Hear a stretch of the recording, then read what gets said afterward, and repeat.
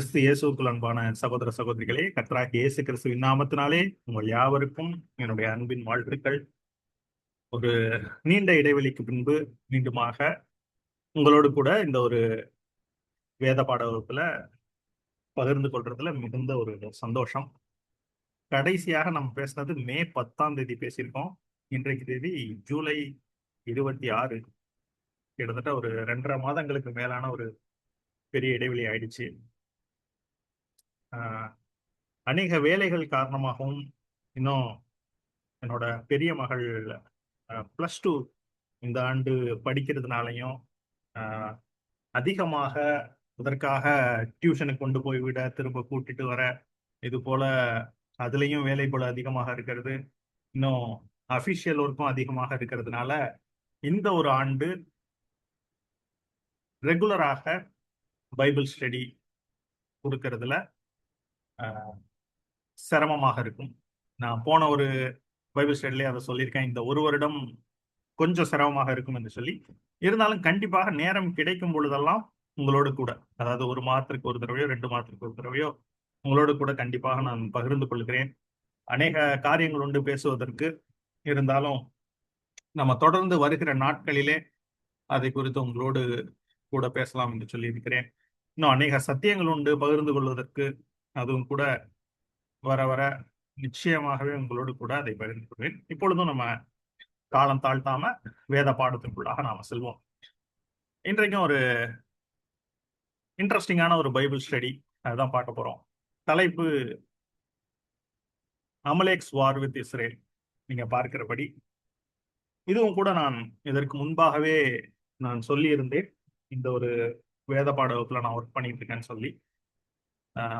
சரியாக எந்த பாடத்துல சொன்னேன் என்று ரிகலெக்ட் பண்ண முடியல.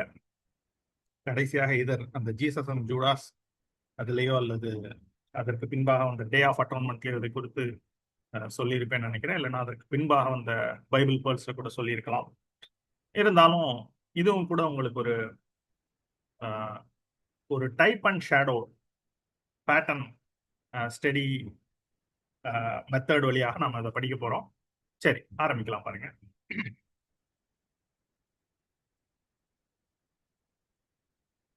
ஓகே. அமலேக்கியர் இஸ்ரவேலரோடு கூட யுத்தம் பண்ணின ஒரு நிகழ்வு.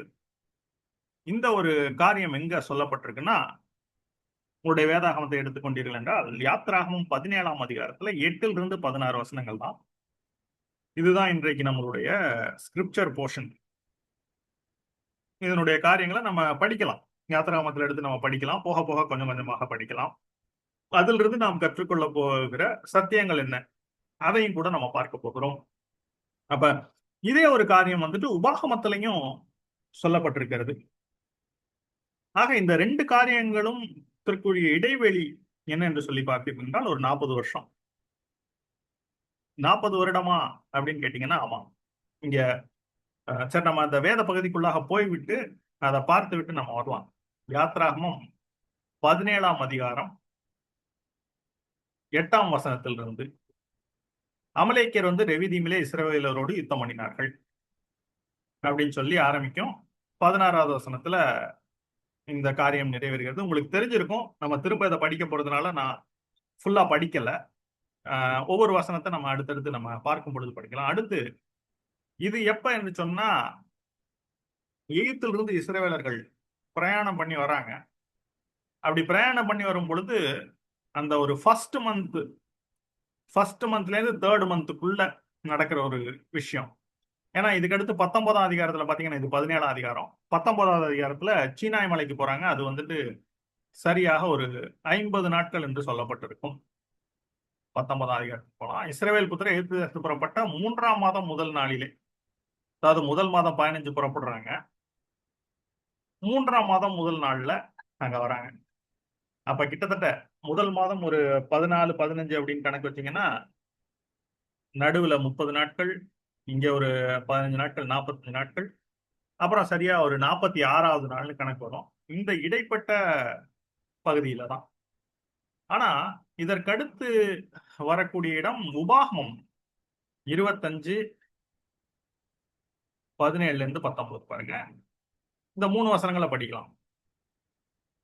எகிப்திலிருந்து புறப்பட்டு வருகிற வழியிலே அமலேக்கு தேவனுக்கு பயப்படாமல் உனக்கு எதிராக வந்து நீ இளைத்து விடாய்த்திருக்கையில் பின்வருகிற உன் பாளையத்தில் உள்ள பலவினரை எல்லாம் வெட்டினான் என்பதை நினைத்திரு. உன் தேவனாகிய கர்த்தர் நீ சுதந்திரித்துக் கொள்ள உனக்கு கொடுக்கும் தேசத்தின் சுற்றுப்புறத்தாராகிய உன்னுடைய சத்துருக்களை எல்லாம் உன் தேவனாகிய கர்த்தர் விலக்கி உன்னை இளைப்பார பண்ணும்போது நீ அமலேக்கின் பேரை வானத்தின் கீழ் இராதபடிக்கு அழிய பண்ண கடவா. இதை மறக்க வேண்டாம் அப்படின்னு சொல்றாரு. சரி, அப்ப அமலேக்கின் பேரை வானத்தின் கீழ் இராதபடிக்கு நீ அழிய பண்ணு அப்படின்னு சொல்லி 40 வருடங்கள் கழித்து கர்த்தர் வந்துட்டு மோசையின் மூலமாக இதை சொல்றார். மோசை அவர்களுக்கு போதிக்கும் பொழுது இந்த ஒரு இன்சிடென்ட்டை நினைவு கூறுகிறார். அப்படி 40 வருடங்கள் கழித்து மீண்டுமாக நினைவு கூறுகிற அளவுக்கு இதுல ஒரு முக்கியமான விஷயம் இருக்கு. ஒருவேளை இங்க நடந்த யுத்தத்துல யோசுவா அமலேக்கை முறியடிக்கிறார். கடைசியில நம்ம பார்க்க போறோம். அத மீண்டுமாக அங்க ரிகலெக்ட் பண்றாங்க. அந்த அளவுக்கு இது ஒரு முக்கியத்துவம் வாய்ந்த ஒரு நிகழ்வா என்று சொன்னால், இதன் பின்பாக நமக்கு என்ன போதனைகள் இருக்கு, படிப்பினைகள் இருக்கு, அதை வந்துட்டு நாம கத்துக்கொள்ள வேண்டும். சரி, இப்ப இந்த ஒரு இன்சிடென்ட்டுக்குள்ள போலாம். இத முதல்ல ஒரு ஸ்டோரி மாதிரி பார்த்தலாம், அப்புறம் அந்த வசனங்களையும் பார்க்கலாம். இப்ப இஸ்ரவேல் ஜனங்கள் எகிப்திலிருந்து வனாந்தரத்துல வராங்க.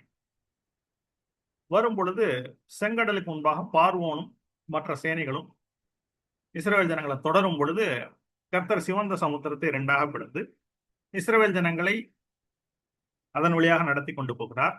பின்தொடர்ந்த எகிப்தியரை சிவந்த சமுத்திரத்தின் நடுவாக மூழ்கடித்து போடுகிறார். தெரிந்த விஷயம். அடுத்து அதை கிராஸ் பண்ணி போறாங்க. கிராஸ் பண்ணி போகும் பொழுது வனாந்தரத்துல 3 நாள் நடக்கிறாங்க. அங்க அவங்களுக்கு தண்ணி இல்லை, அதனால அவங்க முறுமுறுக்கிறாங்க. அடுத்து ஒரு இடத்திற்கு போறாங்க. அங்க வந்துட்டு ஓகே, ஏலிம் என்று சொல்லப்படக்கூடிய இடம் நினைக்கிறேன். 16 பார்க்கலாம்.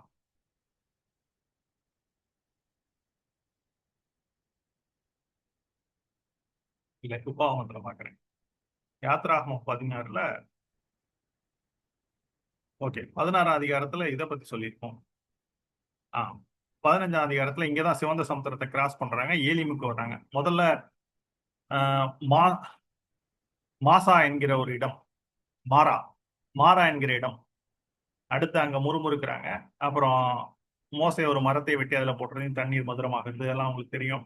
அடுத்து ஏலிமுக்கு வர்றாங்க. இதற்கு பின்பு மீண்டுமாக அங்க இருக்கும் பொழுதே அவர்களுக்கு சாப்பாடுக்கு பதிலாக கர்த்தர் இங்க வந்துட்டு மன்னாவை அவர்களுக்கு கொடுக்கிறார் வனாந்திரத்துல. அது முடிந்த பிறகு அடுத்து சீன் வனாந்திரம் தான் அது. அதுல இருந்து ரெவிதீம் அப்படிங்கிற ஒரு இடத்துல வந்து பாளையம் இறங்குகிறார்கள். சரி, ஓகே. இப்ப இந்த ரெவிதீம்ல இருக்கும் பொழுது மீண்டுமாக அவர்களுக்கு தண்ணீர் தவணமாக இருக்கிறது. இந்த இடத்துல அப்ப இந்த இடத்துலதான் என்ன செய்யறாரு கர்த்தர் வந்துட்டு கண்மலையில் மூலமாக கண்மலை அடிக்கும் பொழுது அதுல இருந்து தண்ணீர் அவர்களுக்கு வர செய்கிறார். இந்த இடம் இங்கதான் மாரா என்றும் மேரிபா என்றும் பெயரிடுகிறார்கள். அடுத்து அதே இடத்திலேயே அந்த ரெஃபிடீம்லயே வந்து அமலேக்கியர் இஸ்ரவேலரோடு யுத்தம் செய்கிறார்கள். சரி, இப்ப இந்த இடத்துல அவங்களுக்கு தண்ணீர் தாகம் தவணமாக இருக்கிறது. இதுதான் அவங்க இளைத்து விடாய்த்திருக்கைன்னு உபாகமத்துல சொல்றாங்க. when they were tired and weary, அவர்கள் என்ன பண்றாங்கன்னா அவருடைய பொறுமையை இழக்க ஆரம்பிக்கிறார்கள். ஏற்கனவே ஒரு தடவை முறுமுறுத்தாங்க, இது செகண்ட் டைம். மீண்டுமாக அவர்கள் தேவனுக்கும் மோசைக்கும் விரோதமாக முறுமுறுக்க ஆரம்பிக்கிறார்கள். இப்ப இந்த இடத்துல பாத்தீங்கன்னா அவர்களுக்கு வந்துட்டு என்னன்னா ஒரு ரிபல், எதிராக தேவனுக்கு விரோதமாக ஒரு கலகம் அவர்கள் ஆரம்பிக்கிறார்கள். அதே நேரத்துல தேவன் நம்முடைய நடுவில் இருக்கிறாரா அப்படிங்கிற அந்த ஒரு பரீட்சை அவர்கள் செய்கிறார்கள். தினமும் காலையில இப்ப மன்னா அவங்களுக்கு கிடைக்குது வானத்திலிருந்து. மேகஸ்தமும் அக்கினி ஸ்தமும் அவர்களை தொடர்ந்து வருகிறது. கண்ணால பார்த்தும் அவர்களால் அதை உணர்ந்து கொள்ள முடியவில்லை. அப்ப அந்த ஒரு ரிபல் நேச்சர் கர்த்தர் ஒரு சில இடங்கள்ல சொல்லுவார், இந்த ஜனங்கள் வணங்கா கழுத்துள்ள ஜனங்கள், கலக குணம் கொண்டவர்கள் என்று சொல்லி சொல்லுவார். அதான் அந்த கலகம் தான் ரிபல்யன். அப்ப அந்த ஒரு காரியத்தை ஆரம்பிக்கிறாங்க. இப்ப இந்த நேரத்தில் அப்ப தேவனுடைய சத்துருக்கள் புறப்பட்டு வந்து அமலேக்கியர் என்று சொல்லப்படக்கூடிய ஒரு இனம். அவர்கள் யாருன்னு சொல்லி பார்ப்போம். அவங்க புறப்பட்டு வந்து இஸ்ரவேல் ஜனங்களோடு யுத்தம் செய்கிறார்கள். பாளையத்தின் பின்புறத்துல, உபாகமத்துல நாம் படிச்சபடி, இளைத்து விடாயிருக்கையில் பாளையத்தின் பின்புறம் இருந்தவர்களை என்ன செய்யறாங்கன்னா, இந்த அமலேக்கியர் வந்துட்டு சங்கரிக்கிறாங்க. யாத்திராகமம் பாகம் கன்ஃபியூஸ் ஆகி. சரி, 25ஆம் அதிகாரத்துல, இளைத்து விடாய்த்திருக்கையில் பின் வருகிறவன் பாளையத்தில் உள்ள பலவீனரை எல்லாம் வெட்டினான். அப்ப பலவீனர்களை அமலேக்கியர் வெட்டுகிறார்கள். அதை பாருங்கள். சரி, இப்ப இந்த அமலேக்கியர் யாரு? இவங்க ஏன் வந்து இஸ்ரவேல் ஜனங்களோட யுத்தம் செய்யணும்? சரி, அதை பார்க்கலாம். இதுல முக்கியமான ஒரு விஷயம் நீங்க கவனிக்கணும்னா, இந்த மற்ற தேசங்கள் எல்லாம் இஸ்ரவேலின் தேவனாகிய கர்த்தருக்கு பயப்பட ஆரம்பிக்கிறார்கள். உதாரணத்துக்கு பெலிஸ்தியர் எங்கன்னா 1 சாமுவேல்ல நீங்க பாத்தீங்கன்னா, இஸ்ரவேலோடு யுத்தம் பண்ணுகிறார்கள். ஆனா பண்றப்ப அவங்களுக்குள்ள ஒரு பயம் இருக்கு. என்னன்னா, எகிப்தின் தேவர்களை எல்லாம் அடித்தவர் இஸ்ரவேலுடைய தேவர்கள் அப்படின்னு சொல்லி, கர்த்தர தேவர்கள் அப்படின்னு சொல்லி அவங்க நினைக்கிறாங்க. அப்ப எகிப்தின் தேவர்கள் எல்லாம் இஸ்ரவேலுடைய கர்த்தர் ஒண்ணும் இல்லாம பட்டாரு. எகிப்து தேசத்தையே சங்கரிச்சிட்டாரு. அவரோட போய் நம்ம அந்த ஜனங்களோட யுத்தம் பண்ணுமே, தைரியமா இருந்து யுத்தம் பண்ணுவோம்னு சொல்லிக்கிறாங்க அந்த ஒரு டைம்ல பெலிஸ்தியர். அதே மாதிரி கானானுடைய குடிகள் இஸ்ரவேல் ஜனங்கள் வர்றதை பார்த்து அவங்க பயப்பட ஆரம்பிச்சிட்டாங்க. இன்னும் சொல்ல போனா, எண்ணாகமத்துல நீங்க பாத்தீங்கன்னா, ஒரு சில ராஜாக்கள், எஸ்போனின் ராஜாவாகிய சீகோன், பாசானின் ராஜாவாகிய ஓகு, இவங்கெல்லாம் இஸ்ரவேல் ஜனங்களோடு அவர்களை பார்த்து பயப்படுகிறார்கள். அதுல முக்கியமா சொல்லணும்னா மோவாபின் ராஜாவாகிய பாலாக், அவர் தான் பயந்து என்ன பண்றாருன்னா, பிலேயாமை கூப்பிட்டு சபைக்கு சொல்றாரு. இந்த காரியம் எண்ணாகமத்துல இருக்கு. அப்ப இந்த ஜனங்கள் எல்லோரும் இஸ்ரவேலின் தேவனாய கர்த்தருக்கு பயப்படுறாங்க. ஆனா அமலேக்கியர் நேரடியாக வந்து யுத்தம் செய்வதற்கு, எங்கன்னா அவங்க இஸ்ரவேல் ஜனங்கள் வனாந்தரத்துல விடாய்த்திருக்கப்பயே வந்து அவர்களோடு யுத்தம் பண்ணுகிறார்கள். அப்ப அதனாலதான் அந்த ஒரு யாத்ராகமத்துல இருக்க போர்ஷன் முடியும் பொழுது கர்த்தர் ஒரு விஷயத்த சொல்றாரு. என்னன்னா, அமலேக்கின் பேரை நான் வானத்தின் கீழ் இராதபடிக்கு குலைத்து போடுவேன்.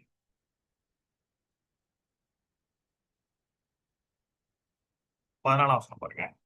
பின்பு கர்த்தர் மோசையை நோக்கி இதை நினைவு கூறும் பொருட்டு நீ ஒரு புஸ்தகத்தில் எழுதி யோசுவாவின் செவி கேட்கும்படி வாசி, அமலேக்கை வானத்தின் கீழெங்கும் இராதபடிக்கு நாசம் பண்ணுவேன் என்றார். மோசே ஒரு பலிபீடத்தை கட்டி அதற்கு யெகோவா நிசி என்று பெயரிட்டு, அமலேக்கின் கை கர்த்தருடைய சிங்காசனத்திற்கு விரோதமாய் இருந்தபடியா தலைமுறை தலைமுறை தோறும் அவனுக்கு விரோதமாய் கர்த்தரின் யுத்தம் நடக்கும் என்றான். அப்ப தலைமுறை தோறும், through out generations after generations நடக்கும் அப்படின்னு கர்த்தர் சொல்லியிருக்கார். அதனாலதான் சொல்லியிருக்கார். ஏன்னா அமலேக்குடைய கை தேவனுடைய சிங்காசனத்திற்கு விரோதமாக இருந்தது. படிக்கிறோம், அமலேக்கின் கை கர்த்தருடைய சிங்காசனத்துக்கு விரோதமாக இருந்தபடினான். அப்ப கர்த்தருடைய அவன் யுத்தம் பண்ண துணிந்து விட்டான். அதனால அமலேக்க முற்றிலுமாக எலிமினேட் பண்ணிடுவேன் அப்படின்னு சொல்றாரு. அப்ப இன்றைக்கு நீங்க பாத்தீங்கன்னா அமலேக்குங்கிற ஒரு ஜாதியே இல்லை. ஆனா அந்த அமலேக்கு யார்? அந்த அமலேக்குடைய ஆவி இன்றைக்கும் இருக்கிறது. ஒருவேளை இஸ்ரவேல் ஜனங்களை, யூத ஜனங்களை முற்றிலுமாக அழித்து தீர வேண்டும் என்று இன்றைக்கும் செயல்படக்கூடிய ஒரு ஆவிதான் அந்த அமலேக்குடைய ஆவி. அது இன்றைக்கும் இருக்கிறது. ஆனா அந்த ஒரு ஜனங்கள் இல்லை. கர்த்தர் நம்முடைய வாக்கின்படியே செய்தார் அவர்களுக்கு. சரி, இப்ப அடுத்து நம்ம தொடர்ந்து போனோம்னா, அப்ப அவங்க வந்து இங்க சண்டை போடுறாங்க. ரெவிதீமிலே இஸ்ரவேலோட யுத்தம் பண்ணினார்கள். அப்ப மோசே என்ன பண்றாருன்னா, யோசுவாவை கூப்பிட்டு, நீ நமக்காக மனிதரை தெரிந்து கொண்டு புறப்பட்டு அமலேக்கோடு யுத்தம் பண்ணு. நாளைக்கு நான் மலை உச்சியில் தேவனுடைய கோலை என் கையில் பிடித்துக் கொண்டு நிற்பேன் என்றான். அப்ப யோசுவாங்கிறது மோசையுடைய ஹெல்பர், வாலிபன். இந்த இடத்துலதான் யோசுவா பத்தி முதலாக அவர்களுக்கு நினைக்கிறேன். இதற்கு பின்புதான் நூனின் குமாரனாகிய யோசுவான்னு சொல்லப்பட்டிருக்கும். அப்ப யோசுவா யோசேப்பினுடைய எப்ராஹிம் கோத்திரத்துல வருகிறவர். அப்ப நூனின் குமாரன். சரி, இப்ப மோசே யோசுவாவை நோக்கி என்ன செய்யறாருன்னா, நீ நமக்காக மனிதரை தெரிந்து கொள், நீ புறப்பட்ட அமலேக்கோடு யுத்தம் பண்ணு, நீ வந்துட்டு லீட் பண்ணு. நாளைக்கு நான் என்ன பண்ணுவேன், மலை உச்சியில் தேவனுடைய கோலை என் கையில் பிடித்து கொண்டு நிற்பேன் அப்படிங்கிறாரு. யோசுவா தனக்கு மோசே சொன்னபடியே செய்து அமலேக்கோடே யுத்தம் பண்ணினான். அடுத்த நாள் பண்றாங்க. மோசேயும் ஆரோனும் ஊர் என்பவனும் மலை உச்சியில் ஏறினார்கள். ஓகே, இப்ப யோசுவா வந்துட்டு யோசுவாவும் இஸ்ரவேலர்களும் தெரிந்து கொண்டவர்களும் அமலேக்கோடு யுத்தம் பண்றாங்க. ஆனா தேவனுடைய ஜனங்கள் தானே, ஒரு ஈஸியான வெற்றியா அப்படின்னு பார்த்தா it's not an easy victory, it's a difficult one. இப்ப மோசே வந்துட்டு மலை உச்சியில போய் தேவனுடைய கோலை வச்சுட்டு நிக்கிறார். அப்ப தேவனுடைய கோலை 2 கரங்களாலும் மேல உயர்த்தி பிடிக்கிறார். மோசே என்ன பண்றாரு இந்த இடத்துல, ஒரு நிமிஷம்.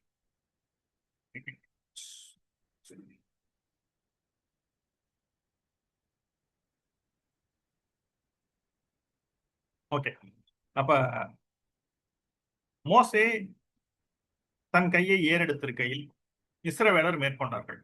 அவன் தன் கையை தாழ விடுகையில் அமலேக்கு மேற்கொண்டான். அப்ப 2 கையால மோசே கோலை உயர்த்தி பிடித்திருக்கிறார். அப்ப இஸ்ரவேலர் ஜெயிக்கிறாங்க. அப்படியே பிடிச்சிட்டே இருக்கப்ப என்ன ஆகும், கொஞ்ச நேரம் கழிச்சு கை வலிக்கும். அப்ப கொஞ்சம் கையை இறக்கிக்கிட்டாதான் கம்ஃபர்டபுளா இருக்கும். கொஞ்சம் அவர் கையை இறக்குறாரு, அப்ப அமலேக்கு மேற்கொள்ளும். அப்ப மேலேயே வச்சு லிஃப்ட் பண்ணியே பிடிச்சிட்டு இருக்காரு ரொம்ப நேரம். ஒரு 1/2 மணி நேரம் பிடிச்சிட்டு இருக்காரு. இன்னும் கஷ்டப்பட்டு ஒரு முக்கால் மணி நேரம் 1 மணி நேரம் பிடிச்சிருக்கப்ப கையை அசந்து போயிட்டு. அப்ப என்ன நடக்குது, அப்பொழுது அவர்கள் ஒரு கல்லை கொண்டு வந்து அவன் கீழே வைத்தார்கள். அப்ப அது மேல உட்கார்றாரு.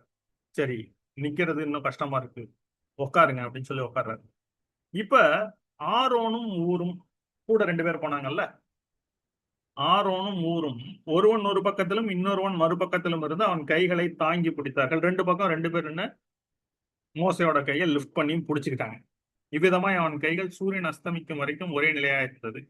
இப்ப 2 பேர் லிஃப்ட் பண்ணா கொஞ்சம் ஈஸி, நம்ம ப்ரெஷர் கொஞ்சம் குறையும். நம்ம நேரா மேல வச்சிருக்கிறப்ப கொஞ்சம் ரிலாக்ஸ்டா இருக்கும். அப்ப மோசே சூரியன் அஸ்தமிக்கிற வரைக்கும் கைகளை உயர்த்தி பிடித்திருக்கிறார் கோலை. அப்ப என்ன நடக்குதுன்னா, யோசுவா அமலேக்கையும் அவன் ஜனங்களையும் பட்டய கருக்கினாலே முறியடித்தான். அப்ப அந்த கோல் உயர்ந்து நிற்கும் பொழுது யோசுவாவால அமலேக்கையும் அவன் ஜனங்களையும் பட்டய கருக்கினாலே முறியடிக்க முடிகிறது. அதற்கு பின்புதான் கர்த்தர் மோசையை நோக்கி, இதை நினைவு கூறும் பொருட்டு, இதை மறந்துடக்கூடாது, இதை நினைக்கணும். இப்ப நீ ஒரு புஸ்தகத்தில் எழுதி யோசுவாவின் செவி கேட்கும்படி வாசி, அமலேக்கை வானத்தின் கீழ் எங்கும் இராதபடிக்கு நாசப்பட்டு வருகிறார். மோசே ஒரு பலிபீடத்தை கட்டி அதற்கு யெகோவா நிசி என்று பெயரிட்டு அமலேக்கின் கை கர்த்தருடைய சிங்காசனத்துக்கு விரோதமாக இருக்கிறான். தலைமுறை தோறும் அவனுக்கு விரோதமாக கற்பின் நடக்கும். சரி, இவ்வளவுதான் இந்த இன்சிடென்ட். ஆனா இதை நினைவு கூறணும்னு சொல்றாரு. உபாகமத்துல மீண்டுமாக இதை ரெக்கலெக்ட் பண்றாரு. அப்ப இதுல இருந்து நமக்கு என்ன போதனைகள் இருக்கிறது, அதுதான் படிக்க போறோம். இப்ப இந்த ஒரு காரியத்தை தான் இங்க சொல்லியிருக்கேன். மோசஸ் ரிலாக்ஸ் பண்ணும் பொழுது அமலேக்கு மேற்கொள்ளுகிறான். இப்ப மோசையுடைய கைகள் அசைந்து போனதையும் அவர் கல்ல உட்கார்றாரு. ஆரோனும் ஊரும் கூட போனாங்க இல்லையா, அவங்க வந்துட்டு இரு பக்கமும் அவனுடைய கைகளை பிடித்துக் கொள்ளுகிறார்கள். இப்ப யோசுவா அமலேக்கை பட்டய கருக்கினால் இருக்கிறார். கர்த்தர் வந்துட்டு அதை வாக்கு பண்றார். ஜெகோவா நிசிங்கிற அந்த ஒரு கர்த்தருடைய பெயர், 2வது சொல்லப்பட்ட பெயர். முதலாவது ஜெகோவா ஜெயரே, யெகோவா ஈரே என்கிற பெயர் ஆபிரகாம் ஈசாக்க பலியிட அவர் அந்த ஒரு அட்டம், அந்த டைம்ல கர்த்தர் தடுத்து நிறுத்தும் பொழுது ஆபிரகாம் யெகோவா ஈரே என்று சொல்லி சொல்கிறார். கர்த்தருடைய பருவத்திலே பார்த்து கொள்ளப்படும் என்று சொல்லி. அது ஆதியாகமம் 22ஆம் அதிகாரத்துல வரும்.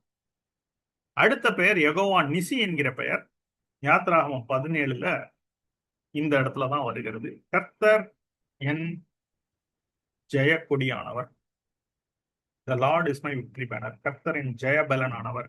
கர்த்தரால் ஜெயம் வரும், ஜெயமோ கர்த்தரால் வரும் அப்படின்னு பொருள்படும். அடுத்த பேர் யெகோவா ஷாலோம், கிதியோன் இடத்துல நியாயாதிபதிகள் 7ஆம் அதிகாரத்துல வந்து. கடைசியா 4வது பேர் பாத்தீங்கன்னா யெகோவா ஷம்மா. இது எசேக்கியேல் 48ஆம் அதிகாரத்துல கடைசி வசனத்துல வரும். இது எல்லாவற்றுக்கும் அர்த்தம் ஏற்கனவே நம்ம பேசியிருக்கோம். நேம்ஸ் ஆஃப் காட் என்று சொன்ன ஒரு டாபிக்னு நினைக்கிறேன். பைபிள் ஸ்டடியில ஒரு 2-3 வருடங்களுக்கு முன்பாக இருக்கேன். சரி, ஓகே. இப்ப அடுத்ததாக இதோடு இந்த ஒரு சம்பவம் முடியுது. இப்ப அமலேக்கு யார்? எதுக்காக இஸ்ரேலோட யுத்தம் பண்ணணும் அப்படின்னு நீங்க பாத்தீங்கன்னா, இந்த அமலேக்குடைய துவக்கம் என்ன? What is origin? இப்ப ஆதியாகமம் 36ஆம் அதிகாரத்துல இதற்கான விடை இருக்கிறது. ஆதியாகமம் 36ல என்னன்னு பாத்தீங்கன்னா, இது ஏசாவினுடைய வம்ச வரலாறு.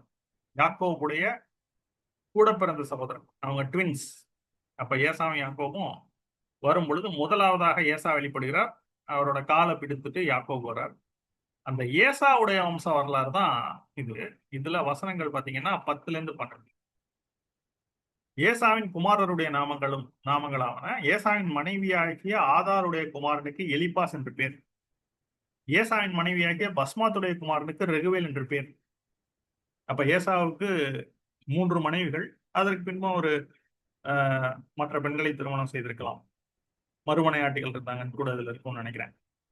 இதுல ஆதாளுடைய குமாரன் எலிப்பாஸ். அந்த எலிப்பாசுடைய குமாரர் பாத்தீங்கன்னா தேமான், ஓமார், செப்போ, கத்தாம், கேனாஸ் என்பவர்கள். திம்னாள் ஏசாவின் குமாரனாகி எலிப்பாசுக்கு மறுமனையாட்டியா இருந்து எலிப்பாசுக்கு அமலேக்கை பெற்றாள். அப்ப அமலேக்கு யார் அப்படின்னு பாத்தீங்கன்னா ஏசாவுடைய குமாரனாகிய எலிப்பாஸ்.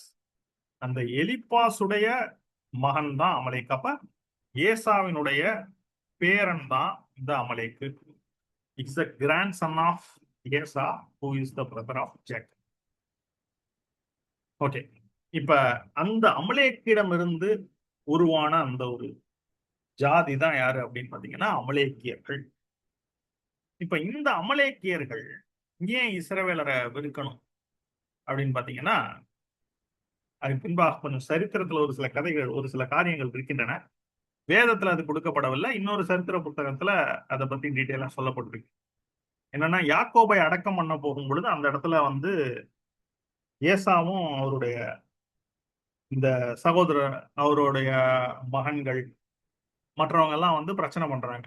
அப்ப அங்க ஒரு பெரிய இஷ்யூ ஆயிடுது. இது பத்தி பைபிள்ல இருக்காது பை தி வே. சோ அங்க ஒரு இஷ்யூ ஆகும் பொழுது என்ன நடக்குதுன்னா, தான் தான் அப்படின்னு சொல்லிட்டு ஒரு யாக்கோபுடைய ஒரு குமாரன் இருக்கிறார். அந்த தானுடைய மகன் என்ன பண்றாருன்னா ஏசாவே வெட்டி கொன்னுறாரு. அப்போ அந்த ஒரு இடத்துல ஆரம்பித்த ஒரு மிகப்பெரிய ஒரு என்மிட்டி, தங்கள் தகப்பனை கொன்னது நிமித்தம் இந்த ஏசாவுடைய குமாரர்களுக்கும் இந்த யாக்கோபுடைய குமாரர்களாகிய இஸ்ரேல் தேசத்திற்கும் ஒரு ஜென்ம பகை உண்டு. இப்ப ஏசாவுக்கே யாக்கோபு மேல வன்மம், தன்னுடைய ஆசீர்வாதத்தை அவர் சுதந்திரித்துக் கொண்டார் என்று சொல்லி சேஷ்ட புத்திர பாகத்தை யாக்கோபு திருடிக் கொள்ளுகிறார் என்று சொல்லி, அடுத்தது அதே போல சேஷ்ட புத்திர பாகத்தை திருடல, சேஷ்ட புத்திர பாகத்தை இவரே கூழுக்காக அவர் கொடுத்தார். அடுத்தது ஆசீர்வாதங்களை ஒரு ஏசா மாதிரி அந்த தன்னுடைய தாயினுடைய பேச்சின்படி, ரெபேக்காளுடைய போதகத்தின்படி நடந்து அவரு அதை பெற்றுக்கொள்கிறார், அந்த முதற் பேரானவருடைய ஆசீர்வாதத்தை. அதனால ஏசா வந்துட்டு யாக்கோபை கொன்று போடுவேன்னு சொல்லிக் கொள்கிறார். அதே போலதான் நடக்குது. மீண்டுமாக 20 வருடங்கள் கழிந்து மீண்டு வரும் பொழுதும் ஏசாவுக்குள்ள அந்த பகை இருக்கிறது.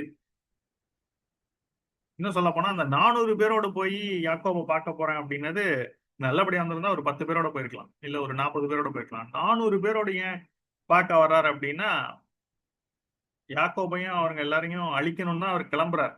ஆனா தேவதூதர்கள் நடுவாக குறுக்கிட்டு அந்த ஏசாவுடைய சேனைய அன்று இரவு கொஞ்சம் பயம் காட்டுறதுனால, அதை போல ஏசாட்டையும் நீ யாக்கோபோடு நன்மையை மாத்திரம் பேச வேண்டும், தீமை செய்த என்றால் அவ்வளவுதான், நீ பினிஷ்ட் அப்படின்னு சொல்லி தேவன் அனுப்பவும். அதுதான் அந்த இடத்துல யாக்கோபு ஜெபம் செய்யறாருல, போராடி.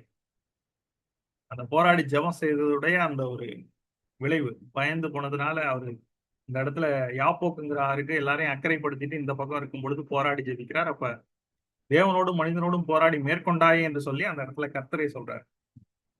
சரி, அதனுடைய விளைவு. ஆனா இந்த விஷயம் அகைன் மீண்டுமாக பைபிள்ல இருக்காது.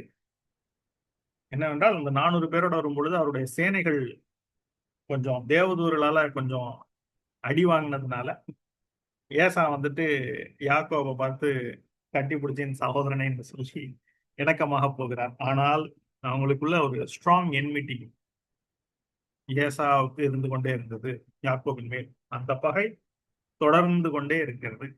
இதுதான் இது வந்துட்டு அமலேக்கு, அந்த ஏசாவுடைய பேரனாகிய அமலேக்குள்ள அந்த ஆர்க் ரைவல்ரி. எப்ப சான்ஸ் கிடைச்சாலும் இஸ்ரேலரை அழித்து விட வேண்டும் என்று சொன்ன அந்த ஒரு ரைவல்ரி அவர்களுக்குள்ளாக இருந்தது. சரி, இன்னும் இது பிற்காலத்திலையும் தொடர்ந்துதா அப்படின்னு பார்த்தா தொடர்ந்தது. கர்த்தர் என்ன சொல்றாருன்னா, இந்த இடத்துல நம்ம உபாகமத்துல பார்த்தோம் இல்லையா, உபாகமம் 25 கடைசியில தேவனாய கர்த்தர் உனக்கு கொடுக்கும் தேசத்திலே உன்னை இளைப்பாற பண்ணும் பொழுது அமலேக்கு என்ன பண்ணு, முற்றிலுமாக சங்கரிக்கும்படியாக நீ செயல்படு அப்படின்னு சொல்லிடுறாரு. அப்ப மீண்டுமாக அந்த ஒரு வசனத்தை பார்க்கலாம் பாருங்க. உபாகமம் 25 கடைசி வசனம். தேவனாய கர்த்தர் நீ சுதந்திரத்துக் கொள்ள உனக்கு கொடுக்கும் தேசத்தின் சுற்றுப்புறத்தாராகி உன்னுடைய சத்துருக்களை எல்லாம் உன் தேவனாகிய கர்த்தர் விலக்கி உன்னை இளைப்பாற பண்ணும்போது நீ அமலேக்கின் பேரை வானத்தின் கீழ் இராதபடி அழிய பண்ண கடவா, இதை மறக்க வேண்டாம். அப்ப இதைத்தான் என்ன செய்யறாருன்னா கர்த்தர் வந்துட்டு சவுல் கிட்ட சொல்றாரு. ஞாபகப்படுத்தி பாருங்க, 1 சாமுவேல்ல வரும். 1 சாமுவேல் 15ஆம் அதிகாரம் அதுல வரும்னு நினைக்கிறேன். அப்ப சாமுவேல் வந்துட்டு என்ன பண்றாருன்னா சரின்னு சொல்லிட்டு கிளம்பி போய் ஜனங்கள் எல்லாம் கொன்றுறாரு. ஆனா கர்த்தர் தெளிவாக சொல்லுகிறார், எல்லாத்தையும் அழிச்சிரு, ராசியில சுவாசம் இருக்க எதையுமே வைக்க கூடாது. ஆடு மாடு அவங்களோட லைவ் ஸ்டாக் எதையுமே வைக்க கூடாது, எல்லாத்தையும் அழிச்சிருக்கு. ஆனா சவுலும் ஜனங்களும் என்ன பண்றாங்க, மக்கள் எல்லாம் கொண்டுறாங்க, ராஜாவை பிடிச்சுக்கிறாங்க.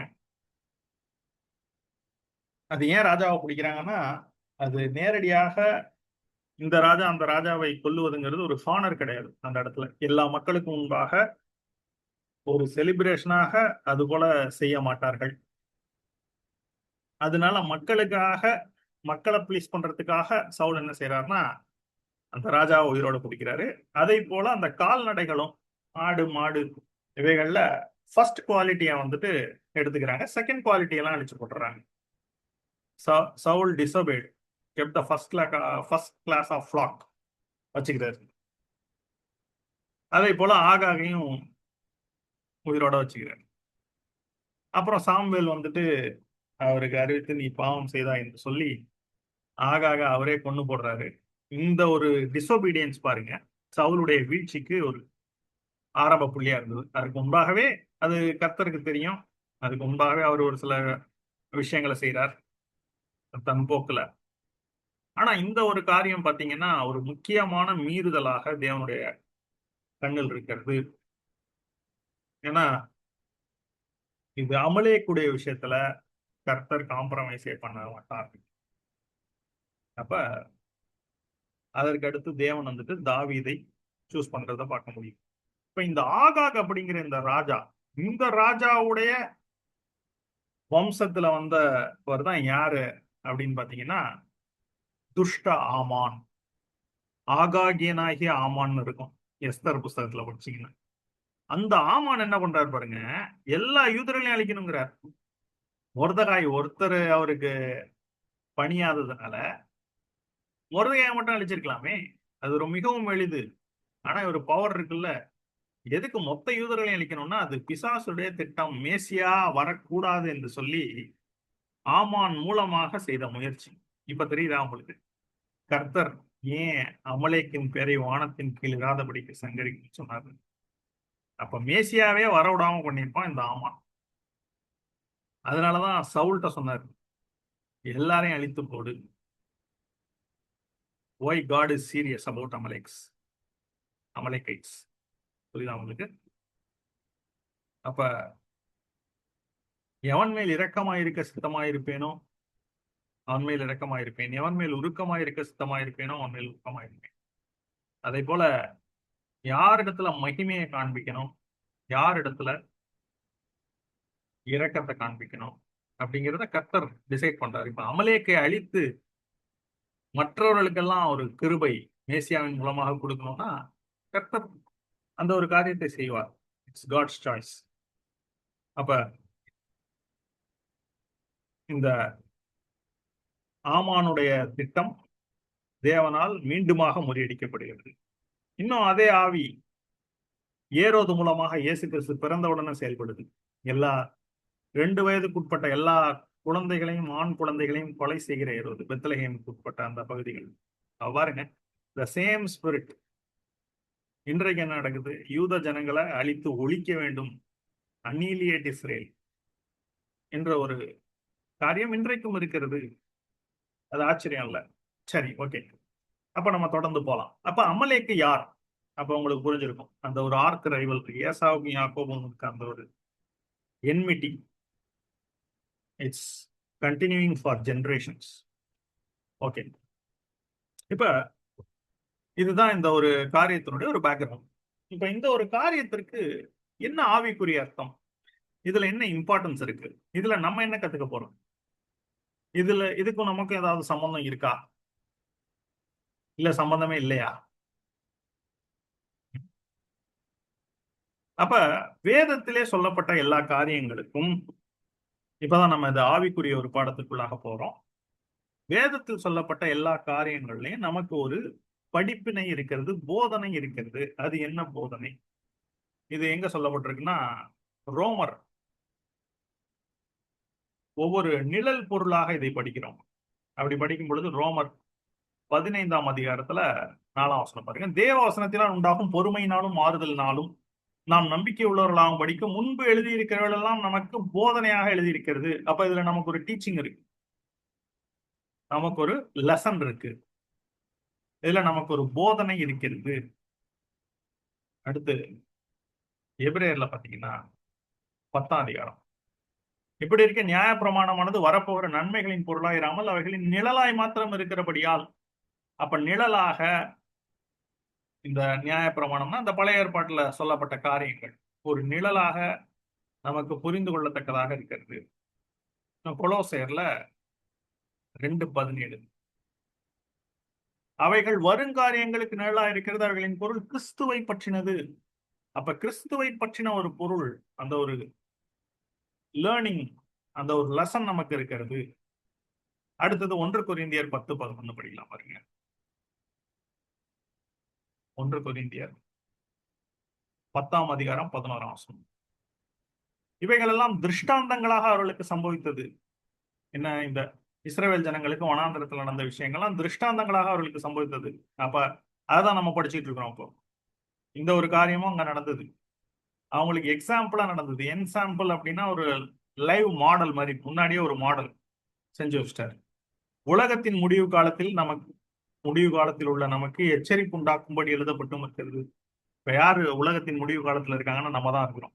அப்ப நமக்கு ஒரு எச்சரிப்பு உண்டாக்கும்படி, அட்மானிஷன், காஷன், வார்னிங். அப்ப இதுல நமக்கு என்ன இருக்குன்னா ஒரு போதனை இருக்கிறது, ஒரு எச்சரிப்பு இருக்கிறது.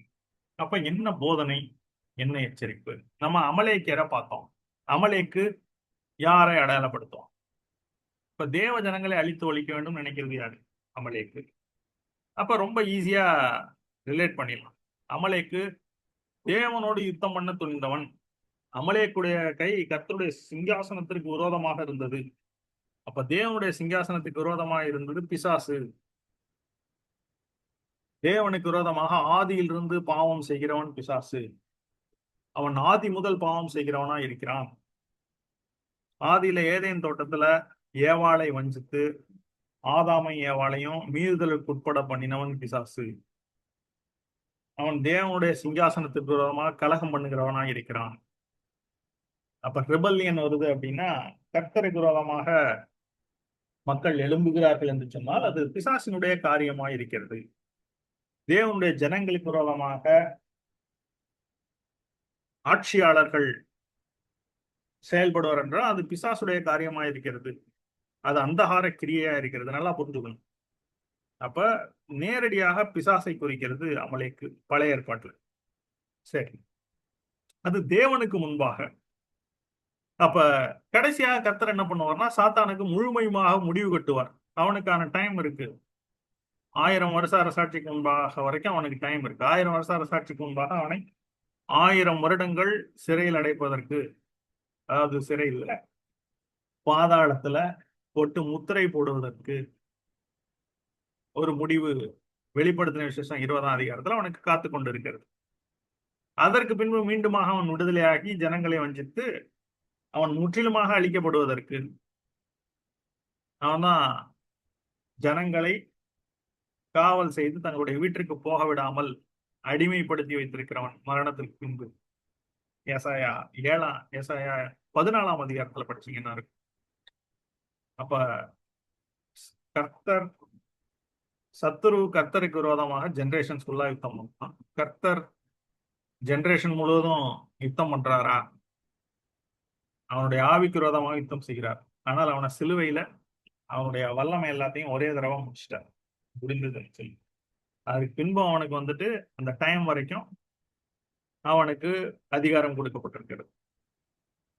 அப்ப மீண்டுமாக அவன் வந்துட்டு எவ்வளவு முறை ட்ரை பண்ணாலும் அவ்வளவு முறை அவன் தோல்விதான் அடைவான். ஆனால் தேவ ஜனங்களை வஞ்சிப்பான். அவன் யார அவன் வஞ்சிக்கணுமோ அவங்களை அவன் வஞ்சித்து தீர்வான். ஆனால் தேவன் குறித்து வைத்திருக்கிறவளை அவன் அளவும் செய்ய முடியாது. சரி, ஆக இது நேரடியாக பிசாசை குறிக்கிறது தேவனுக்கு முன்பாக. அப்ப அவனுடைய செயல்கள் பாத்தீங்கன்னா ஆரம்பத்திலிருந்து எகிப்திலிருந்து இஸ்ரவேல் அந்த மக்களுடைய ஆண் பிள்ளைகள்லாம் நதியில போட்டு கொண்டு வரணும், இல்லைன்னா அதுக்கு முன்னாடியே கொண்டு வரணும், இப்படியேதான் யோசிப்பான். ஏன்னா அவரும் தலை நசுக்குவார்னு அங்க சொல்லிட்டதுனால தேவன் யார தேர்ந்தெடுக்கிறாங்களோ அந்த வழி, அந்த ஒரு சந்ததியை வந்துட்டு குறி வச்சு அவன் என்ன பண்ணிக்கிட்டே வருவான், அவளை எப்படியாவது காலி பண்ணிடணும்னு சொல்லிட்டே வரும். எஸ்தர் டைம்ல யூதர்கள் எல்லாரையும் அனிலியேட் பண்ணிடணும். ஏற்கனவே சொன்ன போல ஏரோதோட பீரியட்ல அந்த பெத்லகேம் உட்பட்ட எல்லா 2 வயது குழந்தைகளும் அழிச்சார். ஆக அவன் ஆதி முதற்கொண்டு பாவம் செய்கிறான். அது மாத்திரம் இல்ல, அவன் மனுஷ கொலைபாதகனா இருக்கிறான். யோவான் 8ஆம் அதிகாரத்துல இயேசு சொல்றார். அதனாலதான் அந்த யூதர்களுடைய எண்ணத்திலேயே அந்த கொலைவெறியா இருந்தது, எப்படியாவது இயேசுவை கொன்று விட வேண்டும், அழித்து விட வேண்டும் என்று சொல்லி யோசிச்சிருக்காங்க. Sir, right. ஆனா நம்முடைய ஆவிக்குரிய ஜீவியத்துல அமலேக்கு யார்? இது தேவனுக்கு முன்பாக அமலேக்குங்கிறது பிசாசு நேரடியாக. ஆனா நம்முடைய ஆவிக்குரிய ஜீவியத்துல நமக்கு ஒரு அமலேக்கு இருக்கிறான். அது நேரடியாக பிசாசு கிடையாது. இன்னொரு விஷயம், நம்மோடு கூட யுத்தம் பண்ணக்கூடிய ஒரு விஷயம், ஒவ்வொரு நாளும் நம்மோடு கூட யுத்தம் செய்து கொண்டிருக்கிற ஒரு காரியம். நம்ம வந்துட்டு என்ன பாக்குறோம்னா, ஆவிக்குரிய யுத்தத்தை எபேசியர் 6ஆம் அதிகாரத்துல பார்க்கிறோம். அது வந்துட்டு கொஞ்சம் ஹையர் லெவல். அது வந்துட்டு ஸ்பிரிச்சுவலாக ரொம்ப பர்ஃபெக்டாக வாழ்ந்து கொண்டிருக்கிறவர்கள், அதாவது தேவனோடு கூட ஒவ்வொரு நாளும் ஆவியில நெருங்கி ஜீவித்துக் கொண்டு ஆவிக்குரிய ரீதியில வல்லமையான காரியங்களை செய்கிறவர்களுக்கு அந்த சட்ட ஹையர் லெவல். எல்லாருமே அந்த லெவல்ல இருக்கணும். பட் இது வந்துட்டு அந்த காரியத்தை குறிக்காது. ஒருவேளை பழைய ஏற்பாட்டிலே நீங்க இன்னொரு எக்ஸாம்பிள் எடுத்துக்கிட்டீங்கன்னா எந்த எக்ஸாம்பிள் சொல்லலாம் அப்படின்னு பார்த்தா, ஏற்கனவே சொன்னேன், இந்த பாலாக்குங்கிற ராஜா பிலேயாம கூப்பிட்டு என்ன பண்ண சொல்றான்? தேவனோட ஜனங்களை சபிக்க சொல்லுகிறான்.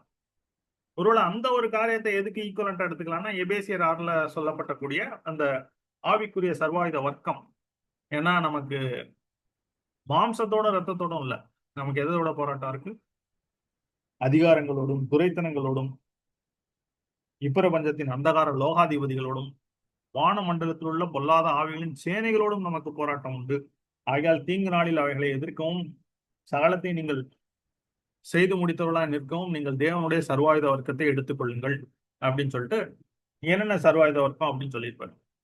அது higher level spiritual war. But நமக்கு ரெகுலரா இருக்கக்கூடிய ஒரு யுத்தம் என்ன? This is something that war against our spirit every day. என்னது? அப்ப அமலேக்கு யாருன்னு கண்டுபிடிக்க போறோம் நமக்கு. சரி, இதுக்கான ஆன்சர் எங்க இருக்கு அப்படின்னு பாத்தீங்கன்னா, கலாத்தியர் 5:17. கலாத்தியர் 5:17 எடுத்துக்கலாம். கலாத்தியர் 5ஆம் அதிகாரம் 17ஆம் வசனம் படிங்க. 16 படிங்க. பின்னும் நான் சொல்லுகிறது என்னவென்றால், ஆவிக்கேற்றபடி நடந்து கொள்ளுங்கள், அப்பொழுது மாம்ச இச்சையை நிறைவேற்றாதிருப்பீர்கள். மாம்சம் ஆவிக்கு விரோதமாகவும் ஆவி மாம்சத்துக்கு விரோதமாகவும் இச்சிக்கிறது. நீங்கள் செய்ய வேண்டும் என்று இருக்கிறவர்களை செய்யாதபடிக்கு இவைகள் ஒன்றுக்கொன்று விரோதமாய் இருக்கிறது. அப்ப மாம்சமும் ஆவியும் ஒன்றுக்கொன்று விரோதமாக போராடி கொண்டு இருக்கிறது.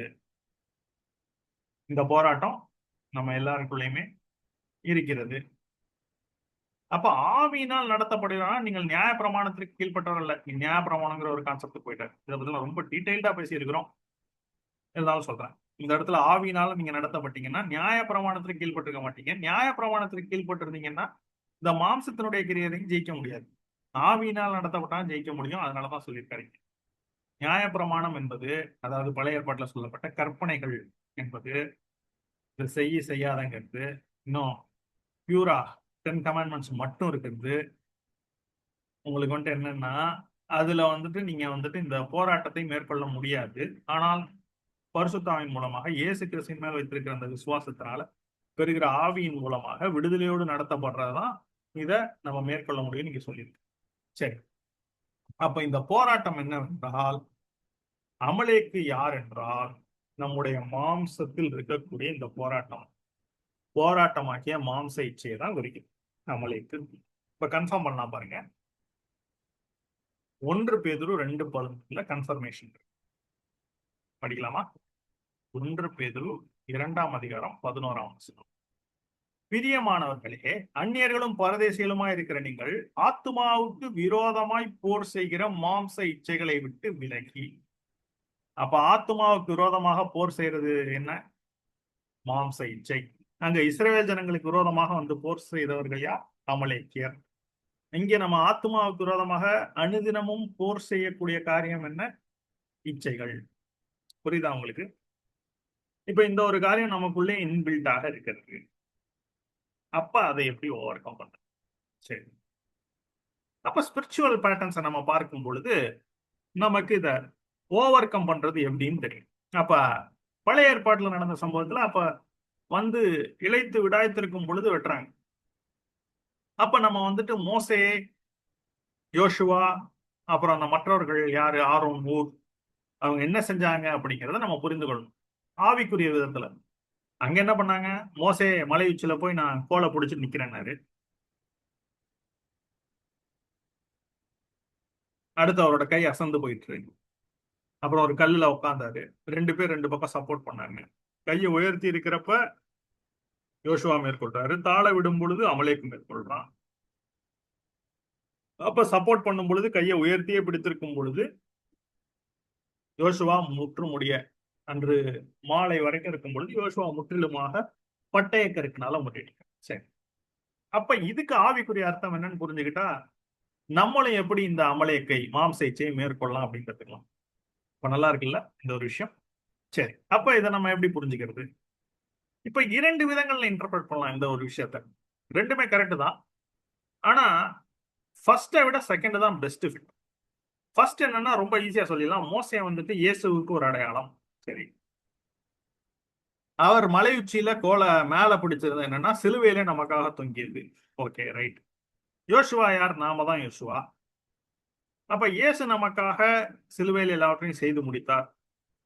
இப்ப நம்ம வந்துட்டு அவர் செய்து முடித்ததை விசுவாசித்து நடக்கும் பொழுது நாமும் ஜெயங்கொள்ளலாம். ரொம்ப சிம்பிளா இருக்கே, முடிஞ்சிருச்சு. இது வந்துட்டு ஒரு ஃபிட்டு தான், இது இல்லைன்னு சொல்ல முடியாது. ஏன்னா மோசே இந்த இடத்துல கோலை உயர்த்தி பிடித்திருக்கிறது வந்துட்டு இயேசு கிறிஸ்து சிலுவையில தொங்குறதுக்கான அடையாளம். அப்ப நம்ம தான் யோசுவா என்பதும் கரெக்ட் தான். இயேசு நமக்காக உன்னதத்துல பரிந்து பேசிக் கொண்டிருக்கிறார். நாம அதை டிபெண்ட் பண்ணி நாம மேற்கொள்ளலாம். சரி, பெட்டர். அப்ப பைபிள் ஸ்டடி ஓவர். நம்ம போகலாமா அப்படின்னா இல்ல. இப்ப அதான் சொல்றேன். இங்க அந்த கோலை உயர்த்தி பிடித்தது Jesus hung for us on the cross, Jesus praying for us. இது ஃபிட் ஆகுது. ஆனா பர்ஃபெக்ட் ஃபிட்டா அப்படின்னா பர்ஃபெக்ட் ஃபிட் இல்ல. ஏன் பர்ஃபெக்ட் ஃபிட் இல்லைன்னா அப்ப ஆரோன் யார், ஊர் யார், அவங்க சப்போர்ட் பண்ணாங்களே அதுக்கு என்ன அர்த்தம் அப்படின்னா அது இந்த ஒரு பிக்சர்ல வராது. அப்ப அடுத்த இன்டர்பிரேஷனை பார்ப்போம். அடுத்த இன்டர்பிரேஷன் என்ன சொல்லுதுன்னா, மோசே நம்முடைய ஆத்துமாவை குறிக்கிறது, யோசுவா நம்முடைய ஆவியை குறிக்கிறது. ஏன்னா 2 பேரும் இஸ்ரவேலர்கள் தான். மோசையுடைய ஒரு அசிஸ்டன்ஸ் தான், ஹெல்ப்பர் தான் ஜோஷுவா. இப்ப ஆவியானவர் நம்முடைய ஒரு தேற்றவாளன் என்று சொல்லி வேதம் சொல்கிறது. நம்முடைய ஆவி பரிசுத்தாவியும் இணையும் பொழுது யோசுவாவாக அதை நாம் எடுத்துக்கொள்ளலாம். இப்ப ஆத்துமாவுக்கு விரோதமாக போர் செய்கிறது. அப்ப மோசே ஆத்துமா என்று சொன்னால் மோசே தான் அந்த இஸ்ரவேல் மக்களே ரெப்ரசன்ட் பண்றாரு. அப்ப இஸ்ரவேலருக்கு விரோதமாக அமலேக்கு யுத்தம் செய்யறாங்க. ஓகே, கரெக்ட் இன்டர்பிரேஷன் மாறி வருது. சரி, ஒன்னொன்னா பார்க்கலாம். அப்ப இந்த இடத்துல ஆவிதான் யுத்தம் செய்யுது. ஆவிக்கும் மாம்சத்திற்கும் போராட்டம். அப்ப மாம்சம் என்பது ஒரு செப்பரேட் என்டிட்டி. அது வந்துட்டு உலகத்தோடு தொடர்புடையது. உலகம் வந்துட்டு பிசாசின் மூலமாக பொல்லாங்கனுக்குள் கிடக்கிறது. அப்போ உலகம் நம்மள வஞ்சிக்க ட்ரை பண்ணுது. மாம்சம் அதற்கு ஒத்து போகிறது. அப்ப மாம்சமும் ஆவியும் தான் போராடுது, ஆத்துமா நடுவில் இருக்கிறது. சரி, இப்ப ஆவிக்கும் மாம்சத்துக்கும் தான் போராட்டம். அப்ப யோசுவாவுக்கும் இந்த ஒரு அமலேக்குங்கிறது மாம்ச இச்சைக்கும் இது ரெண்டுத்துக்கும் போராட்டம். இது பர்ஃபெக்டா ஃபிட் ஆகும். இது ரொம்ப பர்ஃபெக்டா ஃபிட் ஆகல, ரொம்ப ஹை லெவல்ல தான் இருந்தது. இது டீடைல்டா ஃபிட் ஆகுது. சரி, அப்ப மோசே நம்முடைய ஆத்துமாவை குறிக்கிறது, யோசுவா நம்முடைய ஆவியை குறிக்கிறது. சரி, இப்ப மோசே யோசுவாட்ட என்ன சொல்றாருன்னா, நமக்காக மக்களை தெரிந்து கொண்டு நீ யுத்தம் பண்ணு, நான் மலை உச்சியிலே நிற்பேன் காலையில. சரி, ஐடென்டிஃபைங் பீப்புள் என்னன்னா, இதுதான் எபேசியர் 6ல பார்த்தா ஐடென்டிஃபைங் த ஸ்பிரிச்சுவல் ஆர்மர். நீ வந்துட்டு ஆவிக்குரிய ரீதியில நீ யுத்தம் பண்ணு, நான் உனக்கு சப்போர்ட் பண்றேன்னு ஆத்துமா சொல்லுகிறது ஆவியிடத்துல. அப்ப ஆவிக்குரிய போராயுதங்கள் தேவனுடைய சர்வாயுதம். சரி, அதை எப்படி யூஸ் பண்றதெல்லாம் நம்ம பார்த்துருக்கோம் ஏற்கனவே. ஓகே, இப்போ ஸ்பிரிச்சுவல் பேட்டர்னை கண்டினியூ பண்ணணும். இப்போ மோசே வந்துட்டு எங்க போயிட்டாரு? வென்ட் அப் டு ஹில், மலை உச்சிக்கு போயிட்டாருன்னா என்ன அர்த்தம்னா, ஆத்துமா தேவனோடு கூட நெருங்கி ஜீவிக்க வேண்டும். இப்ப இந்த யுத்தத்துல இருக்கும்னா ஆத்துமா தேவனோடு கூட நெருங்கி ஜீவிக்க வேண்டும். இன்னும் ஒரு விஷயத்த நான் மறந்துட்டேன். அந்த கோளுடைய அடையாளம் சுயம். நம்முடைய சுயத்தை வந்துட்டு தேவனிடத்துல கொடுக்க வேண்டும், உயர்த்தி பிடிப்பது என்று சொன்னான். சரி, இப்ப லிப்டிங் ஹேண்ட்ஸ் அது எதுக்கு அடையாளமா இருக்கு? தேவனிடத்திற்கு கையை உயர்த்துவேன் அப்படின்னு இன்னொருத்தர் சொன்னாரு. யாரு? ஆதியாகமம் 14:23 அந்த இடத்துலயும் ஒரு யுத்தம் வருது. என்னன்னா, யார் யுத்தம் பண்றா? ஆபிரகாம். அவர் போய் யுத்தம் பண்ணி ஜெயிச்சுட்டு வந்துடுறாரு. அப்ப அந்த இடத்துல பாத்தீங்கன்னா ஆபிரகாம்கிட்ட வந்துட்டு, ஆபிரகாமை நீ ஜனங்களை எனக்கு கூட பொருளை நீ எடுத்துக்கோன்னு சோதோம் ராஜா சொல்றான். சோதோம் ராஜா யாருன்னா அவனும் ஒரு பிசாசு அடையாளம் தான். ஏன்னா ஜனங்களை எனக்கு கொடுத்துரு, உனக்கு எவ்வளவு பணம் வேணாலும் தரேன் அப்படின்னு சொல்றான். இப்ப இந்த காலத்துல இருக்கக்கூடிய வஞ்சிக்கப்பட்ட ஊழியர்களும் அப்படிதான். உங்களுக்கு எவ்வளவு வேணாலும் ஐஸ்வர்யம் வரும். பிசாசு அவங்கள்ட்ட சொல்றது, உனக்கு எல்லா ஐஸ்வர்யம் கொடுக்குறேன், ஜனங்களை உனக்கு இருக்கிற மந்தையை நீ எனக்கு கொடுத்து தான் ஓனாய் ஆடுகளை பீறி சிதறடிக்கும். சரி, இப்ப இந்த இடத்துல ஆபிரகாம் சொல்றாரு, நீ என்ன ஐஸ்வர்யன் ஆக்குனன்னு சொல்ல மாட்டேன், வான்ட்டு இருந்து ஒண்ணும் நான் எடுத்துக்க மாட்டேன். வானத்தையும் பூமியும் உடையவராகிய உன்னதமான தேவனாகிய கர்த்தருக்கு நேராக என் கையை உயர்த்துகிறேன். அப்ப இதுதான் மோசே செய்தார் பாருங்க. ஏன்னா வெற்றி கர்த்தரிடத்திலிருந்து வர வேண்டும், ஆசீர்வாதம் ஐஸ்வர்யம் கர்த்தரிடத்திலிருந்து வர வேண்டும், பிசாஸ்டேந்து வரக்கூடாது. அப்ப ஜெயம் கர்த்தரால் வர வேண்டும். அதை திருடக்கூடாது, அது திருட முடியாது, அது தவறான வழி. அப்ப ஆதாம் அந்த பழத்தை ஏவாள் கொடுத்து சாப்பிட்டதுங்கிறது அதை திருடுவதற்கு சமம். அது தேவன்கிட்ட முதல்ல கேட்டுட்டு சாப்பிடணும். புரியுதா உங்களுக்கு? தாவீது பத்சேபாள் இடத்துல பாவம் செய்த பொழுது துணிகரம். அந்த இடத்துல கர்த்தர் ஒண்ணு சொல்லுவார், உனக்கு ஏற்கனவே நிறைய கொடுத்துருக்கேன், இது இல்லைன்னா இன்னமும் கொடுப்பேன். அப்ப கர்த்தர், லார்ட் இஸ் த ப்ரொவைடர்.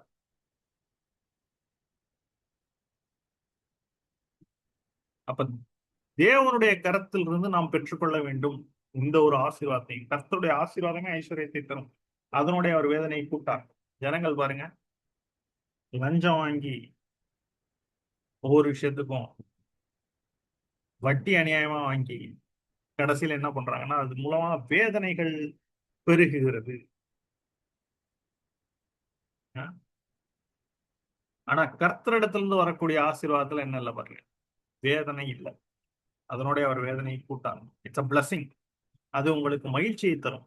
மன நிறைவை தரும், ஒரு சந்தோஷத்தை தரும், ஒரு சமாதானத்தை தரும் பாருங்க. பயம் இருக்காது.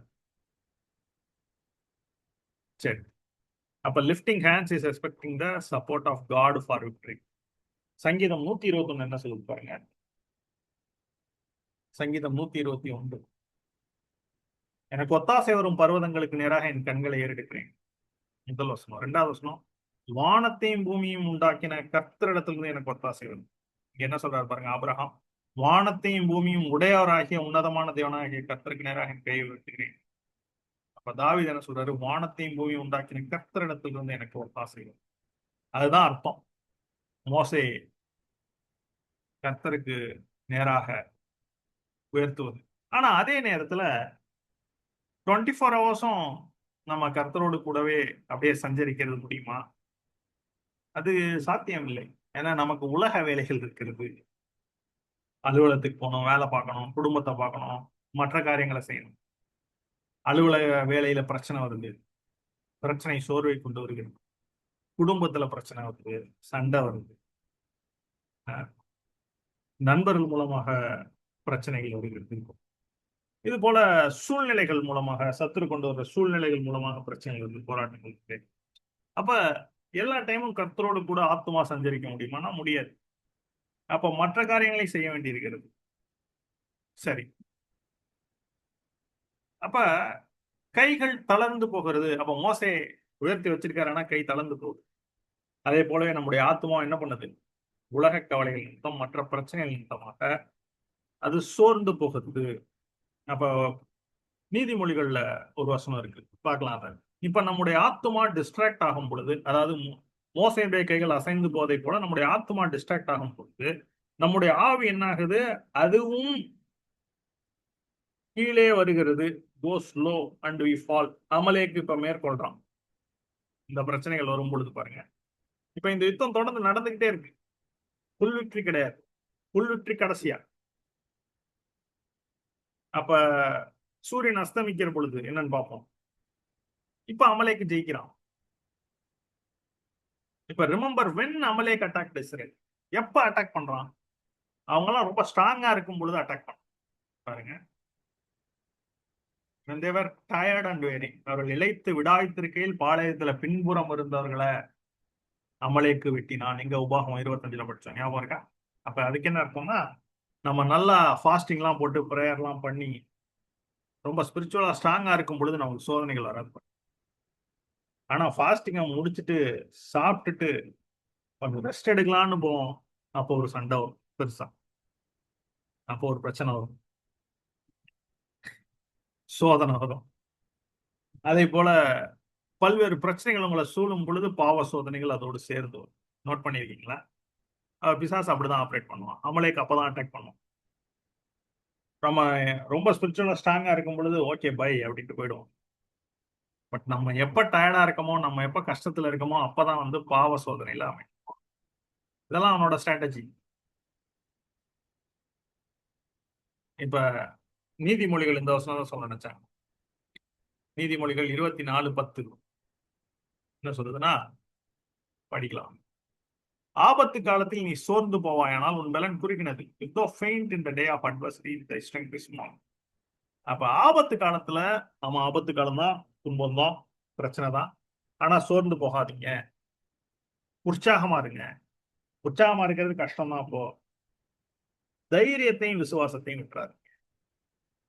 இப்ப கர்த்தர் உங்களுக்கு ஜெயம் கொடுப்பார் என்கிற தைரியத்தையும் விசுவாசத்தையும் விட்டு விடாதீர்கள். உற்சாகம் இல்லைன்னா கூட பரவாயில்ல, நம்பிக்கை இருக்க வேண்டும், தைரியம் இருக்க வேண்டும், விசுவாசம் இருக்க வேண்டும். கர்த்தர் இதில் இருந்து என்னை வெளியே கொண்டு வருவார். ஏன்னா கர்த்தரால கூடாத காரியம் ஒன்றும் இல்லை, தேவனால் எல்லாம் கூடும். நெருக்கத்திலிருந்து கர்த்தரை நோக்கி கூப்பிட்டேன், கர்த்தர் என்னை கேட்டொழி விசாலத்திலே வைத்தார். அப்ப என்ன நெருக்கமானாலும் இருக்கலாம், என்ன வேணாலும் ஒரு சூழ்நிலையா இருக்கலாம், உங்களுக்கு நாளைக்கு என்ன வழின்னு தெரியாம இருக்கலாம். விசுவாசத்தை விட்டு விடாதீர்கள், வசனத்தை பிடித்துக் கொள்ளுங்கள். சரி, அப்ப சோர்ந்து போனீங்கன்னா தான் உங்களுடைய பலன் குறுகினது. அந்த மாதிரி ஒரு சூழ்நிலைகள்ல தான் தைரியமும் விசுவாசமும் இன்னும் அதிகமாக உங்களுக்கு தேவை. இப்ப மோசே வந்துட்டு ஒரு கல்லின் மேல உட்கார்றாரு இல்லையா?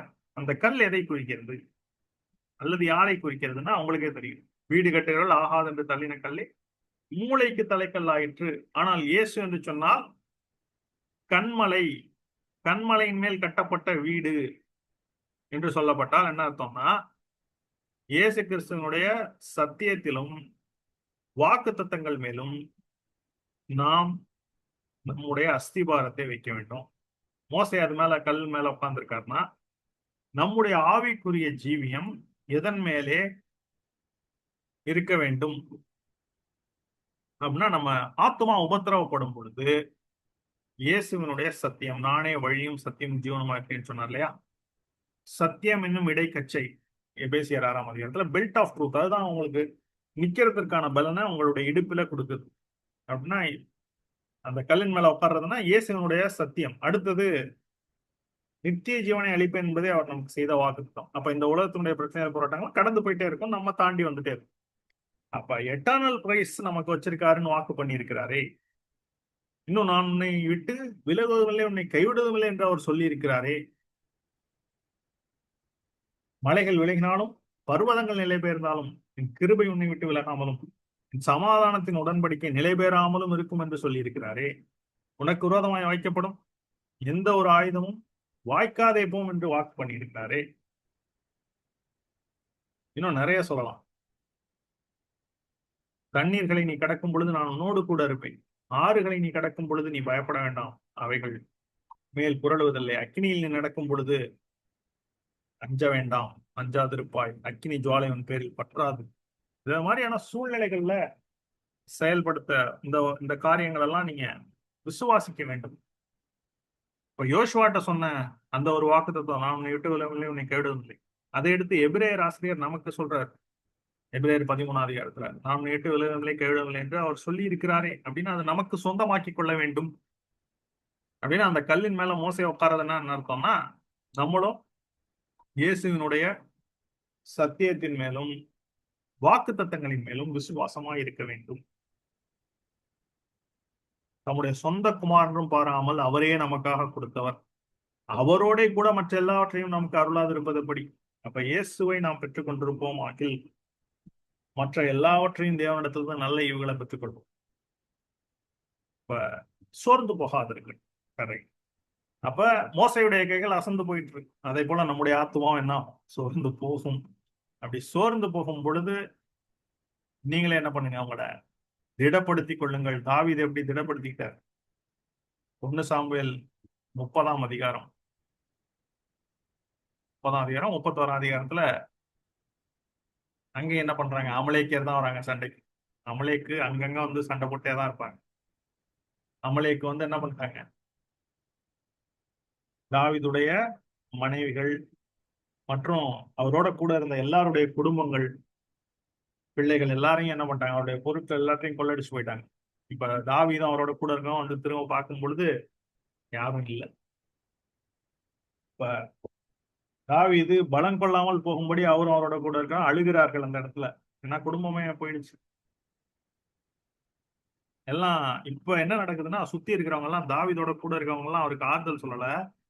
அவங்க என்ன பண்றாங்கன்னா, இந்த தாவீதாலதான் எல்லாம் நமக்கு வந்தது, அதனால தாவீதை கல்லெறிந்து கொள்ள வேண்டும் சொல்றாங்க. இப்ப எப்படி இருக்கும் பாருங்க, தாவீதுக்கு எல்லாம் புடிச்சிட்டு போனாங்க, துக்கம் ஒரு பக்கம், இன்னொரு பக்கம் கூட இருக்கிறவங்களே கல்லெறிஞ்சு கொள்ளணுங்கிறாங்களே, எவ்வளவு ஒரு இக்கட்டான சூழ்நிலை. அந்த நேரத்தில் தாவீது தேவனாகிய கர்த்தருக்குள் தன்னை திடப்படுத்தி கொண்டான் என்ற வார்த்தை இருக்கு, படிச்சு பாருங்க.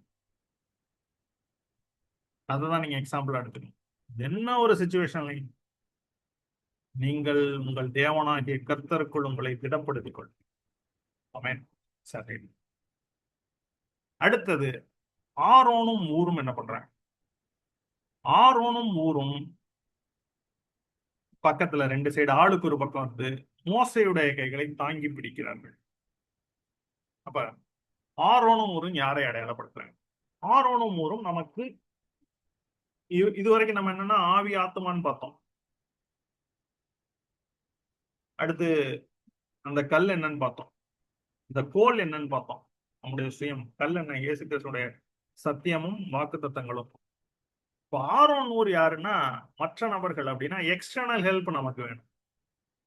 அப்படின்னா நம்மளால மட்டுமே என்ன பண்ண முடியாது, இந்த ஒரு யுத்தத்தை ஃபுல்லா மேற்கொள்ள முடியாது.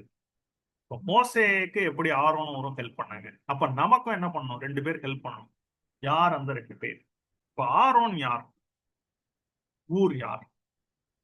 ஆரோன் வந்துட்டு பிரதான ஆசாரியராக வருகிறார்.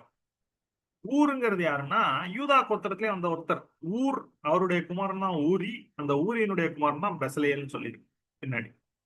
அப்ப பெசலேல் வந்துட்டு யூதா கோத்திரம் தான். யூதா கோத்திரத்தனாகிய ஊரின் குமாரனாகிய ஊரின் குமாரனாகிய பெசலேலை அழைத்தேன் அப்படின்னு.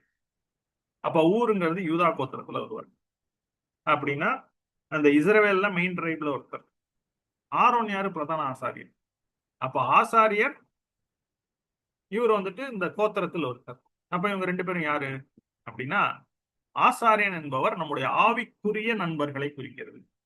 அது உங்களுடைய போதகராக இருக்கலாம், உங்களுடைய ஊழியராக இருக்கலாம், இல்லைன்னா உங்களுடைய பிரேயர் ஃப்ரெண்டாக இருக்கலாம், உங்களுடைய ஸ்பிரிச்சுவல் கலீக்ஸாக இருக்கலாம், உங்களுடைய ஒரு பிரேயர்ஃபுல் வெல்விஷர்ஸாக இருக்கலாம். இதுதான் ஆரோன், ஆவிக்குரியவர்கள். ஊருங்கிறது அந்த யூதா கோத்திரத்திலே வந்து யாருன்னா, ஊருங்கிறது நம்முடைய குடும்பத்தினரை குறிக்கிறது. Represents our family, our own family. நம்முடைய தகப்பன், தாய், மனைவி, பிள்ளைகள், இன்னும் உறவினர்கள், இவங்கெல்லாம் ஆவிக்குரிய ஸ்பிரிச்சுவலான குடும்பத்தார் உறவினர்களை குறிக்கக்கூடிய ஒரு காரியம் தான் ஊர். இவங்க 2 பேரும் சப்போர்ட் பண்றாங்க பாருங்க, மோசே கையை உயர்த்தி வைத்திருப்பதற்கு. இப்ப ஆபிரகாம் சண்டைக்கு போனப்ப என்ன பண்ணாரு? அவரோடு உடன்படிக்கை பண்ணினவர்களை கூட்டு போனார். அப்ப தனியாக போல அந்த இடத்துல. இயேசு கிறிஸ்து கெத்சமனே தோட்டத்துக்கு போறப்ப என்ன பண்றாரு? பேதுரு, யாக்கோபு, யோவான கூட கூட்டு போறாரு. ஆனா தனியா போய் ஜெபம் பண்றாரு. அப்படின்னு என்ன அர்த்தம்னா, இது ஒரு ஃபெலோஷிப்பை குறிக்கக்கூடிய ஒரு காரியமாக இருக்கு. அப்ப prayers of our spiritual friends and family members are essential. அது வந்துட்டு ஒரு வீணான ஒரு காரியம் என்று சொல்லி ஒதுக்க கூடாது. நம்ம மட்டும்தான் அப்படின்னு சொல்லி நம்ம நினைக்க கூடாது. அப்ப அவருடைய ஜெபங்களும் அவருடைய ஒத்தாசைகளும் ஆவிக்குரிய ரீதியாக அவர்கள் கொடுக்கக்கூடிய ஒரு சில கைடன்ஸும் நமக்கு முக்கியம். உதாரணமாக உங்களுடைய சூழ்நிலையில என்ன வந்துட்டு உங்களுடைய ஒரு ஆவிக்குரிய நண்பனாக நீங்கள் நினைத்துக் கொண்டு இந்த ஒரு போதகத்தை நீங்க எடுத்துக்கலாம் பாருங்க, ஃபெலோஷிப். அப்ப that's why Bible focus on the fellowship. இப்ப 2 பேரும் ஏன் அனுப்புறாரு? ஒரு ஃபெலோஷிப் தான். தனியா மனிதன் தனிமையா இருப்பது நல்லதல்லன்னு சொல்லி ஏற்ற துணையை உண்டாக்குவேன்னு சொன்னாரே. ஏன் ஏன் சொன்னார்னா, பிரசங்கில ஒரு வசனம் வரும், ஒண்டியா இருப்பவனிலும் 2 பேரா இருப்பது நல்லது. யாதாம் ஒருவன் அவர்களை எதிர்க்க வந்தால் இவங்க 2 பேரும் சேர்ந்து நிற்கலாம். முப்புரினுள் சீக்கிரம் வராது. அப்படின்னா ஒரு ஃபேமிலியாக இருப்பது என்பது it's important. Having right fellowship is must. அப்ப ஃபோக்கஸ் எப்படி இருக்கணும்னா, உங்களுடைய வாழ்க்கை துணையை தேர்ந்தெடுப்பதிலும் ஒரு ஆவிக்குரிய நபராக தேர்ந்தெடுப்பல் மிக அவசியம். உங்களுடைய ஆவிக்குரிய ஜீவியம், உங்களுடைய குடும்ப வாழ்க்கை ஒரு லாங் டேர்ம்ல நல்லபடியாக சமாதானமாக இன்னும் கர்த்தருக்கு பிரியமுள்ளதாக பிரயோஜனமாக இருக்க வேண்டும் என்றால் ஆவிக்குரிய ரீதியாக உங்களுடைய வாழ்க்கை துணை, ஒருவேளை திருமணம் ஆகாதவர்களாக இருந்தா சொல்றேன், திருமணம் ஆனவர்களாக இருந்தால் சரியான முறையில் இல்லைன்னா அதற்காகவும் ஜெபம். கர்த்தர் எல்லாவற்றையும் ஏற்ற காலத்தில் அனுக்கிரகம் பண்ணுவார், சரியாக மாற்றுவார். விசுவாசிங்க. சரி, having right fellowship is must. சரி, அடுத்து கடைசியாக 2 பாயிண்ட் தான் பார்த்து முடிக்க போறோம். இப்ப யோசுவா பட்டய கருக்கினாலே அழித்தான் அப்படின்னு சொல்லியிருக்கோம் அமலேக்கன். அப்ப இந்த இடத்துல மாத்திரமல்ல, கானானுக்குள்ள போறப்ப அங்க இருக்கக்கூடிய 7 ஜாதிகள், 31 ராஜாக்கள், அந்த ஒவ்வொருவரையும் பார்க்கும் பொழுதும் இந்த பட்டய கருக்கினாலே அழித்தான், பட்டய கருக்கினாலே அழித்தான்ங்கிற காரியம் வரும். அப்ப பட்டய கருக்கு என்பது என்னது அப்படின்னா, ஆவிக்குரிய நமக்கு இதை அழிப்பதற்கான பட்டயம் தேவ வசனமாகிய ஆவியின் பட்டயம் என்று சொல்லி எபேசியர் 6:14 சொல்லப்பட்டிருக்கு. அப்ப தேவ வசனமாகிய ஆவியின் பட்டயத்தை எடுத்துக்கொள்ளுங்கள். அப்ப மாம்ச இச்சைகளையும் சரி, பிசாசையும் சரி, இன்னும் உலகத்தையும் ஜெயிப்பதற்கு உங்களுக்கு வார்த்தையாகிய பட்டயம், தேவ வசனமாகிய ஆவியின் பட்டயம்னு எபிரேயர் 4ஆம் அதிகாரத்துல இருக்கு. பார்க்கலாம், எல்லா வசனத்தையும் பார்க்கலாம். இதுதான் ஸ்பிரிச்சுவல் ஆர்மர். ரட்சண்யம் என்னும் தலைச்சீராவையும் தேவ வசனமாகிய ஆவியின் பட்டயத்தையும் எடுத்துக் கொள்ளுங்கள். இங்க இருக்கா தேவ வசனமாகிய ஆவியின் பட்டயம். இதுதான் ஷ்வார்டு. இது பட்டய கருக்கா இருக்கணுமா? கருக்குன்னா ஷார்ப். அப்ப நீங்களும் எவ்வளவுக்கு எவ்வளவு வேத வாக்கியங்கள் உங்களுக்குள்ள இருக்கிறதோ, எவ்வளவுக்கு எவ்வளவு நீங்கள் அந்த சிச்சுவேஷனுக்கு வேத வாக்கியத்தை யூஸ் பண்ண முடியுமோ, அது ஆவியானவர் தான் செய்யணும் உங்களுக்குள்ள. உங்களுக்குள்ளே வேத வாக்கியங்கள் வாசம் பண்ணும் பொழுது ஆவியானவர் வாசமா இருப்பார். அப்ப என்னால எப்படி இந்த வசனங்களை எடுக்க முடியுது, இந்த கனெக்ஷன்ஸ் எடுக்க முடியுது, இந்த லிங்க்ஸ் எடுக்க முடியுது.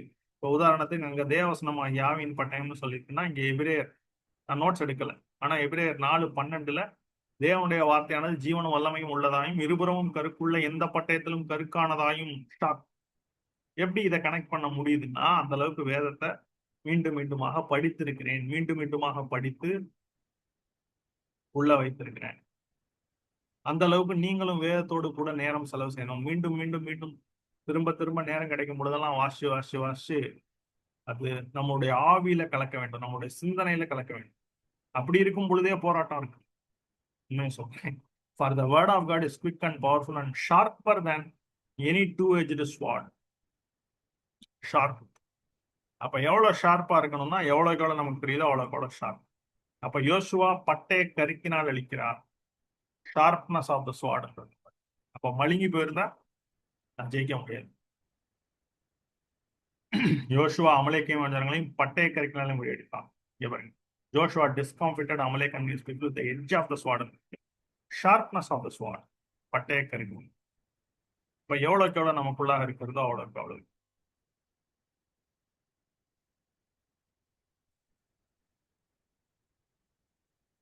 வெளிப்படுத்தின விசேஷம் 12ஆம் அதிகாரம். மரணம் நேரிடுகிறதா 11ஆம் வசனம் பாருங்க. மரணம் நேரிடுகிறதா இருந்தாலும் அதற்கு தப்பும்படி தங்கள் ஜீவனையும் பாராமல் ஆட்டுக்குட்டியின் ரத்தத்தினாலும் தங்கள் சாட்சியின் வசனத்தினாலும், by the word of the testimony, இது வசனம், சாட்சியின் வசனம்னா இயேசுவை பற்றிய சாட்சி, இயேசுவை குறித்த வசனம். அந்த வசனத்தினாலதான் பிசாசு ஜெயிக்க முடியும். அதான் கொடுத்துருக்கேன். மத்தேயு 4:4 இயேசு எப்படி பிசாசை ஜெயித்தார், எழுதி இருக்கிறதேன்னு வசனத்தை கோட் பண்ணி ஜெயித்தார். நீங்களும் என்ன பண்ணணும்னா, உங்களுடைய சந்தேகம் பயங்கள் வரும் பொழுது வசனத்தை சொல்லணும் அந்த இடத்துல. பிரதித்திரமாக மனுஷன் அப்பத்தினாலே மாத்திரமல்ல தேவனுடைய வாய்ந்து புறப்படுகிற ஒவ்வொரு வார்த்தையினாலும் பிழைப்பான் என்று எழுதி இருக்கிறதே. இதுதான் என்னன்னா ஷார்ப்னஸ் ஆஃப் த ஸ்வார்ட். அப்ப ட்விஸ்ட் பண்றான் பாருங்க மீண்டுமாக வசனத்துல சொன்னதுனால. அப்ப வசனத்தை மேற்கோள் காமிச்சு தேவனுடைய குமாரனால் தாழ குதியும் ஏனில் தம்முடைய தூரலுக்கு குறித்து கட்டளையிடுவார், உமது பாதம் கல்லில் படிக்க அவள் கையில் ஏந்தி கொண்டு போவார் என்பதா எழுதி இருக்கிறது. அப்ப நீங்க வசனம் கோட் பண்ணா பிசாசும் வசனம் கோட் பண்ணுவான் ஆப்போசிட்டா. ஏன்னா பிசாசுக்கும் வேதம் தெரியும். அப்ப அவன் தப்பா போட்டு காமிப்பான், தவறான கான்டெக்ட்ல வசனத்தை உங்களுக்கு காமிப்பான். அப்ப கள்ள போதகர்கள் என்ன பண்ணுவாங்கன்னா தவறான கான்டெக்ட்ல வசனத்தை கொடுப்பார்கள். அப்ப இயேசு மீண்டுமாக சரியான கான்டெக்ட்ல வசனத்தை கொடுத்து அவனை கவுண்டர் பண்றாரு பாருங்க. இந்த அளவுக்கு உங்களுக்கு தெரிஞ்சுக்கணும். அதற்கு இயேசுவும் தேவனாகிய கர்த்தரை பரீட்சை பாராதிருப்பாயாக என்று எழுதி இருக்கிறதே. அப்ப ஏவாள் பாருங்க இது அப்ளையே பண்ணல. ஏவாள்கிட்ட சொல்லும் பொழுது ஏவாள் உடனே இமீடியட்டா அப்படி சொல்றியா சர்ப்பமே, சரி ரைட் அந்த பழத்தை பார்ப்போம். ஆமா பார்க்க நல்லா இருக்கே, பார்க்கவே நல்லா இருந்தா சாப்பிட எவ்வளவு நல்லா இருக்கும். அப்ப டெம்டேஷன் ஸ்டார்ட் ஆகுது. இல்லை கர்த்தர் வந்துட்டு அதை சாப்பிடக்கூடாது அப்படின்னு சொல்லியிருக்காருன்னு ஏற்கனவே சொல்லிட்டா. இல்ல இதை வந்துட்டு நான் புசிக்க மாட்டேன், கணவரிடத்துல கேட்காம நான் புசிக்க மாட்டேன்னு சொல்லி ஃபர்ஸ்ட் எடுத்து சாப்பிட்டுட்டு கணவனுக்கும் கொடுத்து கணவனை ப்ரெஷர் பண்ணி சரி விடுங்க. அப்ப இந்த இடத்துல உன் தேவனாகிய கர்த்தரை பரீட்சை பாராதிருப்பாயாக என்றும் எழுதியிருக்கிறதே. ஆனா 3வது சோதனையும் சொல்லியிருக்காரு பாருங்க. அப்பாலே போ சாத்தான்னு சொல்லிட்டு கூட என்ன பண்றாரு, உன் தேவனாகிய கர்த்தரை பணிந்து கொண்டு அவர் ஒருவருக்கே ஆராதனை செய்வாக என்று எழுதியிருக்கிறதே. 3லையுமே ஸ்வாடு, 3லையுமே பட்டயம் தான், கருக்கான பட்டயம். அதை வைத்துதான் அவர் மேற்கொள்கிறார். நாம என்ன பண்ணணும், கடைசியா வசனத்தை வச்சுதான் ஜெயிக்க முடியும். வசனத்தை வைத்துதான், இந்த வசனம் உள்ள இருக்கும் பொழுது அதை யூஸ் பண்ணிதான் சோதனைகளை மேற்கொள்ள வேண்டும். இப்ப சோதனை வருது, பாவ எண்ணங்கள் வருது, நீங்க எதை ரிகலெக்ட் பண்ணணும்? யாக்கோபு 1ஆம் அதிகாரத்துக்கு போனீங்கன்னா, சோதிக்கப்படுகிறவனும் நான் தேவனால் சோதிக்கப்படுகிறேன் சொல்லாதிருப்பானா, தேவன் பொல்லாங்கினால் சோதிக்கப்படுவதில்லை, ஒருவனையும் அவர் சோதிக்கிறவரும் அல்ல, அவனவன் தன் சுய இச்சையினாலே இழுக்கப்பட்டு சிக்குண்டு சோதிக்கப்படுகிறான். அப்ப ரியலைஸ் பண்ணும். அப்ப இச்சை நம்முடைய சுய இச்சை நம்மளை இழுத்து நம்மளை சோதிக்குது. பின்பு இச்சையானது கர்ப்பம் தரித்து பாவத்தை பிறப்பிக்குது. பாவம் பூர்ணமாகும் போது மரணத்தை பிறப்பிக்கும். அப்போ மோசம் போகாதீர்கள். இந்த வசனத்தை ஞாபகப்படுத்து. அடுத்து ரோமர் 8ஆம் அதிகாரத்துல மாம்சத்துக்குட்பட்டவர்கள் தேவனுக்கு பிரியமா இருக்க மாட்டார்கள். ஆகையால் சகோதரிய மாம்சத்தின்படி பிழைப்பதற்கு நாம் மாம்சத்துக்கு கண்ணாடிகள் அல்ல. மாம்சத்தின்படி பிழைத்தால் சாவீர்கள், ஆவியினாலே சரீரத்தின் செயலை அளித்தால் பிழைப்பீர்கள். அப்ப தேவனுடைய ஆவியினால நாம் நடத்தப்பட்டாலும் தேவனுடைய புத்திரரா இருக்கிறோம். அப்ப தேவனுடைய புத்திரராய் நாம் இருக்கிறதுனால் நம்ம என்ன செய்ய முடியாது? நம்ம மாம்ச இச்சையை நிறைவேற்றக்கூடாது. இன்னும் 7ஆம் அதிகாரத்துல வந்தீங்கன்னா, 6ஆம் அதிகாரத்துல வந்தீங்கன்னா, முன்னே நம்முடைய சரீரத்தை பாவத்திற்கு அடிமையா ஒப்பு கொடுப்போம். இப்ப இது ஆளக்கூடாது. இப்ப தேவனுக்கு அடிமையாக ஒப்பு கொடுப்போம் அவயவங்களை. அப்ப இது போன்ற வசனங்களை நம்ம அந்த டைம்ல கோட் பண்ணணும். அப்பதான் நம்மளால ஜெயிக்க முடியும். சரி, அப்ப கடைசியாக என்ன நடக்குதுன்னா, பை சன்செட், அப்ப முடியும் பொழுது, சூரியன் அஸ்தமிக்கும் பொழுது என்ன நடக்குதுன்னா, சூரியன் அஸ்தமிக்கிற வரைக்கும் மோசே பிடிச்சிருக்கு. இப்ப சூரியன் அஸ்தமிக்கும் பொழுது யோசுவா முறியடிக்கிறார். அப்படின்னா சூரியன் அஸ்தமிப்பதற்கால் நம்முடைய உலக வாழ்க்கை முடியும் பொழுது பினிஷ் அவர் வேர்ல்ட் ரேஸ் தான். இது இன்ஸ்டன்ட் விக்டரியே கிடையாது. ரொம்ப கஷ்டமான விஷயம் பாருங்க. இன்னைக்கு ஒருவேளை நான் ஜெயிச்சிருப்பேன், திரும்ப நாளைக்கு புதுசா ஃப்ரெஷ்ஷா ஆரம்பிக்கும் போராட்டம். ஆனா என்னன்னா, ஒவ்வொரு நாள் நம்ம ஜெயித்து கொண்டே போகும் பொழுது நம்ம அதை ஜெயிக்கிறது ஈஸி ஆயிடும் போக போக. ஆனா கடைசி வரைக்கும் ஒரு போராட்டம் நமக்குள்ள இருந்துகிட்டு. அப்ப பவுல் என்ன சொல்றாருன்னா, 2 தீமோத்தேயு 4 எல்லாருக்கும் நல்லா தெரிஞ்ச ஒரு வசனம். எடுக்கலாம், நீங்க படிச்சு பாருங்க. நல்ல போராட்டத்தை போராடினேன், ஓட்டத்தை முடித்தேன், விசுவாசத்தை காத்துக்கொண்டேன். இது முதற்கொண்டு நீதியின் கிரீடம் எனக்காக வைக்கப்பட்டிருக்கிறது. அப்ப நீதியின் கிரீடத்தை கர்த்தர் கொடுக்கிறார். அப்ப வின்னஸ்கிரம். அப்ப நிறைய பேர் இந்த போராட்டத்தை ஆரம்பிப்பாங்க. போராடி தோற்கும் பொழுது அடுத்து தோற்று விட்டு தோல்வியிலேயே அப்படியே இருப்பாங்க. ஆனா நம்ம அப்படியே கொஞ்சம் கொஞ்சமா ஜெயிக்க ஆரம்பித்தோம் என்றால் நம்ம வெற்றியின் பாதைக்கு வருவோம். அப்ப இவ்வளவு ஆவிக்குரிய அர்த்தங்கள் இதுல இருக்கு பாருங்க. கடைசியாக கர்த்தர் வந்துட்டு நமக்கு ஜெயத்தை கொடுக்கிறதா இருக்கிறார். அதனாலதான் அவர் என்ன சொன்னார்னா, யெகோவா நிசி என்று சொல்லி இருக்கிறார். கர்த்தர் நமக்கு விடுதலை கொடுக்கிறதா இருக்கிறார். ஜெயமோ கர்த்தராலோ. இப்ப நம்ம இந்த யுத்தத்துல தனியா இல்ல. கர்த்தர் நம்மை போலவே எல்லாருக்கும் சோதிக்கப்பட்டோம். பாவமில்லா பிரதான ஆசிரியர் இருக்கிறார். அப்ப ஒரு சில நேரங்களில் நம்ம விழும் பொழுது, அமலேக்கு மேற்கொள்ளும் பொழுதும் மீண்டுமாக எழுந்து யுத்தம் செய்ய வேண்டும். மீண்டுமாக நம்முடைய கரங்களை உயர்த்த வேண்டும். மீண்டுமாக நம்ம என்ன பண்ணணும்? வேத வாக்கியங்களை உபயோகிக்கணும். இன்னும் அதிகமாக கர்த்தரோடு கூட சேரணும். அப்ப இந்த காரியங்கள் மூலமாக உங்களால என்ன பண்ண முடியும்? அமலேக்காகிய மாம்ச இச்சையை நீங்கள் மேற்கொள்ள முடியும். அப்ப வெற்றி உங்களுக்கு கிடைக்கும். ஆகவே ஜெயத்தை நீங்க என்ன பண்றீங்க? சுதந்திரமாக்கிக் கொள்ளுங்கள். ஓகே, இந்த ஒரு நேரத்துல இதோட நம்ம இந்த ஒரு பாடத்தை முடிக்கிறோம். அப்ப அமலேக்கு இஸ்ரவேலுக்கு விரோதமாக செய்த யுத்தம், அதுல யோசுவா எப்படி மேற்கொள்றாங்க, மோசே எப்படி மலை உச்சியில கோலை உயர்த்தி நிற்கிறார்கள். ஆக இந்த ஒரு காரியங்கள்லாம் இப்ப உங்களுக்கு மிகவும் இதன் மூலமாக போதனை உங்களுக்கு கிடைச்சிருக்கும். தோல்வி இல்லை, வெற்றி உண்டு. அதே நேரத்துல நம்ம அதை சரியாக நம்ம அதை பயன்படுத்தலைன்னா தோல்வியும் வரும். அதுதான் எச்சரிப்பு. அப்ப அதற்காக தான் உங்களுக்கு இந்த ஜெயம் கொள்ளணும் தான் உங்களுக்கு இந்த வார்த்தைகள்லாம் இருக்கு. வெளிப்படுத்தின விசேஷத்துல அதனாலதான் ஜெயம் கொள்ளுகிறவன் எவனோ ஜெயம் கொள்ளுகிறவனோ எழுதி வச்சிருக்காரு. கடைசியா 7 சபைகளுக்கும் ஜெயம் கொள்ளுகிறவன் எழுதி முடிச்சுட்டு கடைசியா 21ஆம் அதிகாரத்துல ஜெயம் கொள்ளுகிறவன் எல்லாவற்றையும் சுதந்திரித்துக் கொள்வான் எழுதி. அப்ப நம்ம அதுக்கு இன்னும் உலகத்தினுடைய காரியங்கள், இந்த ஒரு இச்சைகள், இந்த ஒரு நொடி பொழுது சந்தோஷங்கள், இதெல்லாம் விட அதிகமா இந்த உலகம் தரக்கூடிய எல்லா சந்தோஷத்தையும் விட இங்க இருக்கக்கூடிய களியாட்டுகள், வெறிகள், இன்னும் சினிமா பார்க்கறதுல கிடைக்கக்கூடிய சந்தோஷங்கள், மதுவின் மூலமாக கிடைக்கக்கூடிய சந்தோஷங்கள், இன்னும் இது போன்ற எல்லா காரியங்கள், இது எல்லாத்தையும் விட நமக்காக பரலோகத்துல தேவன் ஆயத்தம் பண்ணி வைத்திருக்கக்கூடிய சந்தோஷம் எல்லை இல்லாதது, அன்கம்பேரபிள். இப்ப இந்த சந்தோஷங்கள்லாம் விலக்குகிறது நிமித்தம், உலக பிரகமான இந்த சந்தோஷங்கள்லாம் நமக்கு வேண்டாம் என்று சொல்லி ஒதுக்குற நிமித்தம் நமக்கு என்ன வரும்? நமக்கு பாடுகள் வரும், கஷ்டங்கள் வரும். மற்றவங்களை பார்க்கும் பொழுது நம்மளால அப்படி இருக்க முடியலன்னு தோணும். அதான் இக்காலத்து பாடுகள் இனி நம்மிடத்தில் வெளிப்பட போகிற மகிமைக்கு ஒப்பிடத்தக்கல் அல்லன்னு ரோமர் 8ஆம் அதிகாரத்துல பவுல் இருக்கு. இப்ப நம்ம வந்துட்டு கர்த்தரை பார்த்து இந்த ரேஸை ஓடணும். இது ஒரு ரேஸ், டெய்லியும் ஓடுற ரேஸ். அதே போல டெய்லியும் நடக்கக்கூடிய ஒரு போராட்டம் யுத்தம். இப்ப இந்த ஒரு வார்த்தைகள் கூட உங்களுக்கு இந்த போராட்டத்தை மேற்கொள்ள ஜெயம் கொள்ள மிகவும் பிரயோஜனமாக இருக்கும் என்று நான் விசுவாசிக்கிறேன்.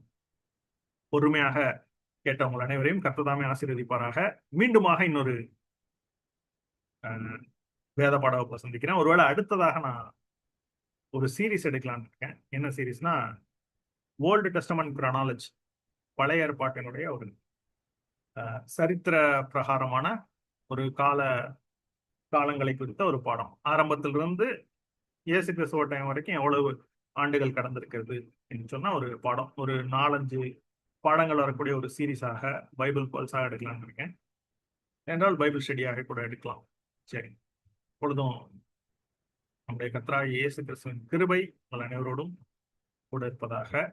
ஓகே.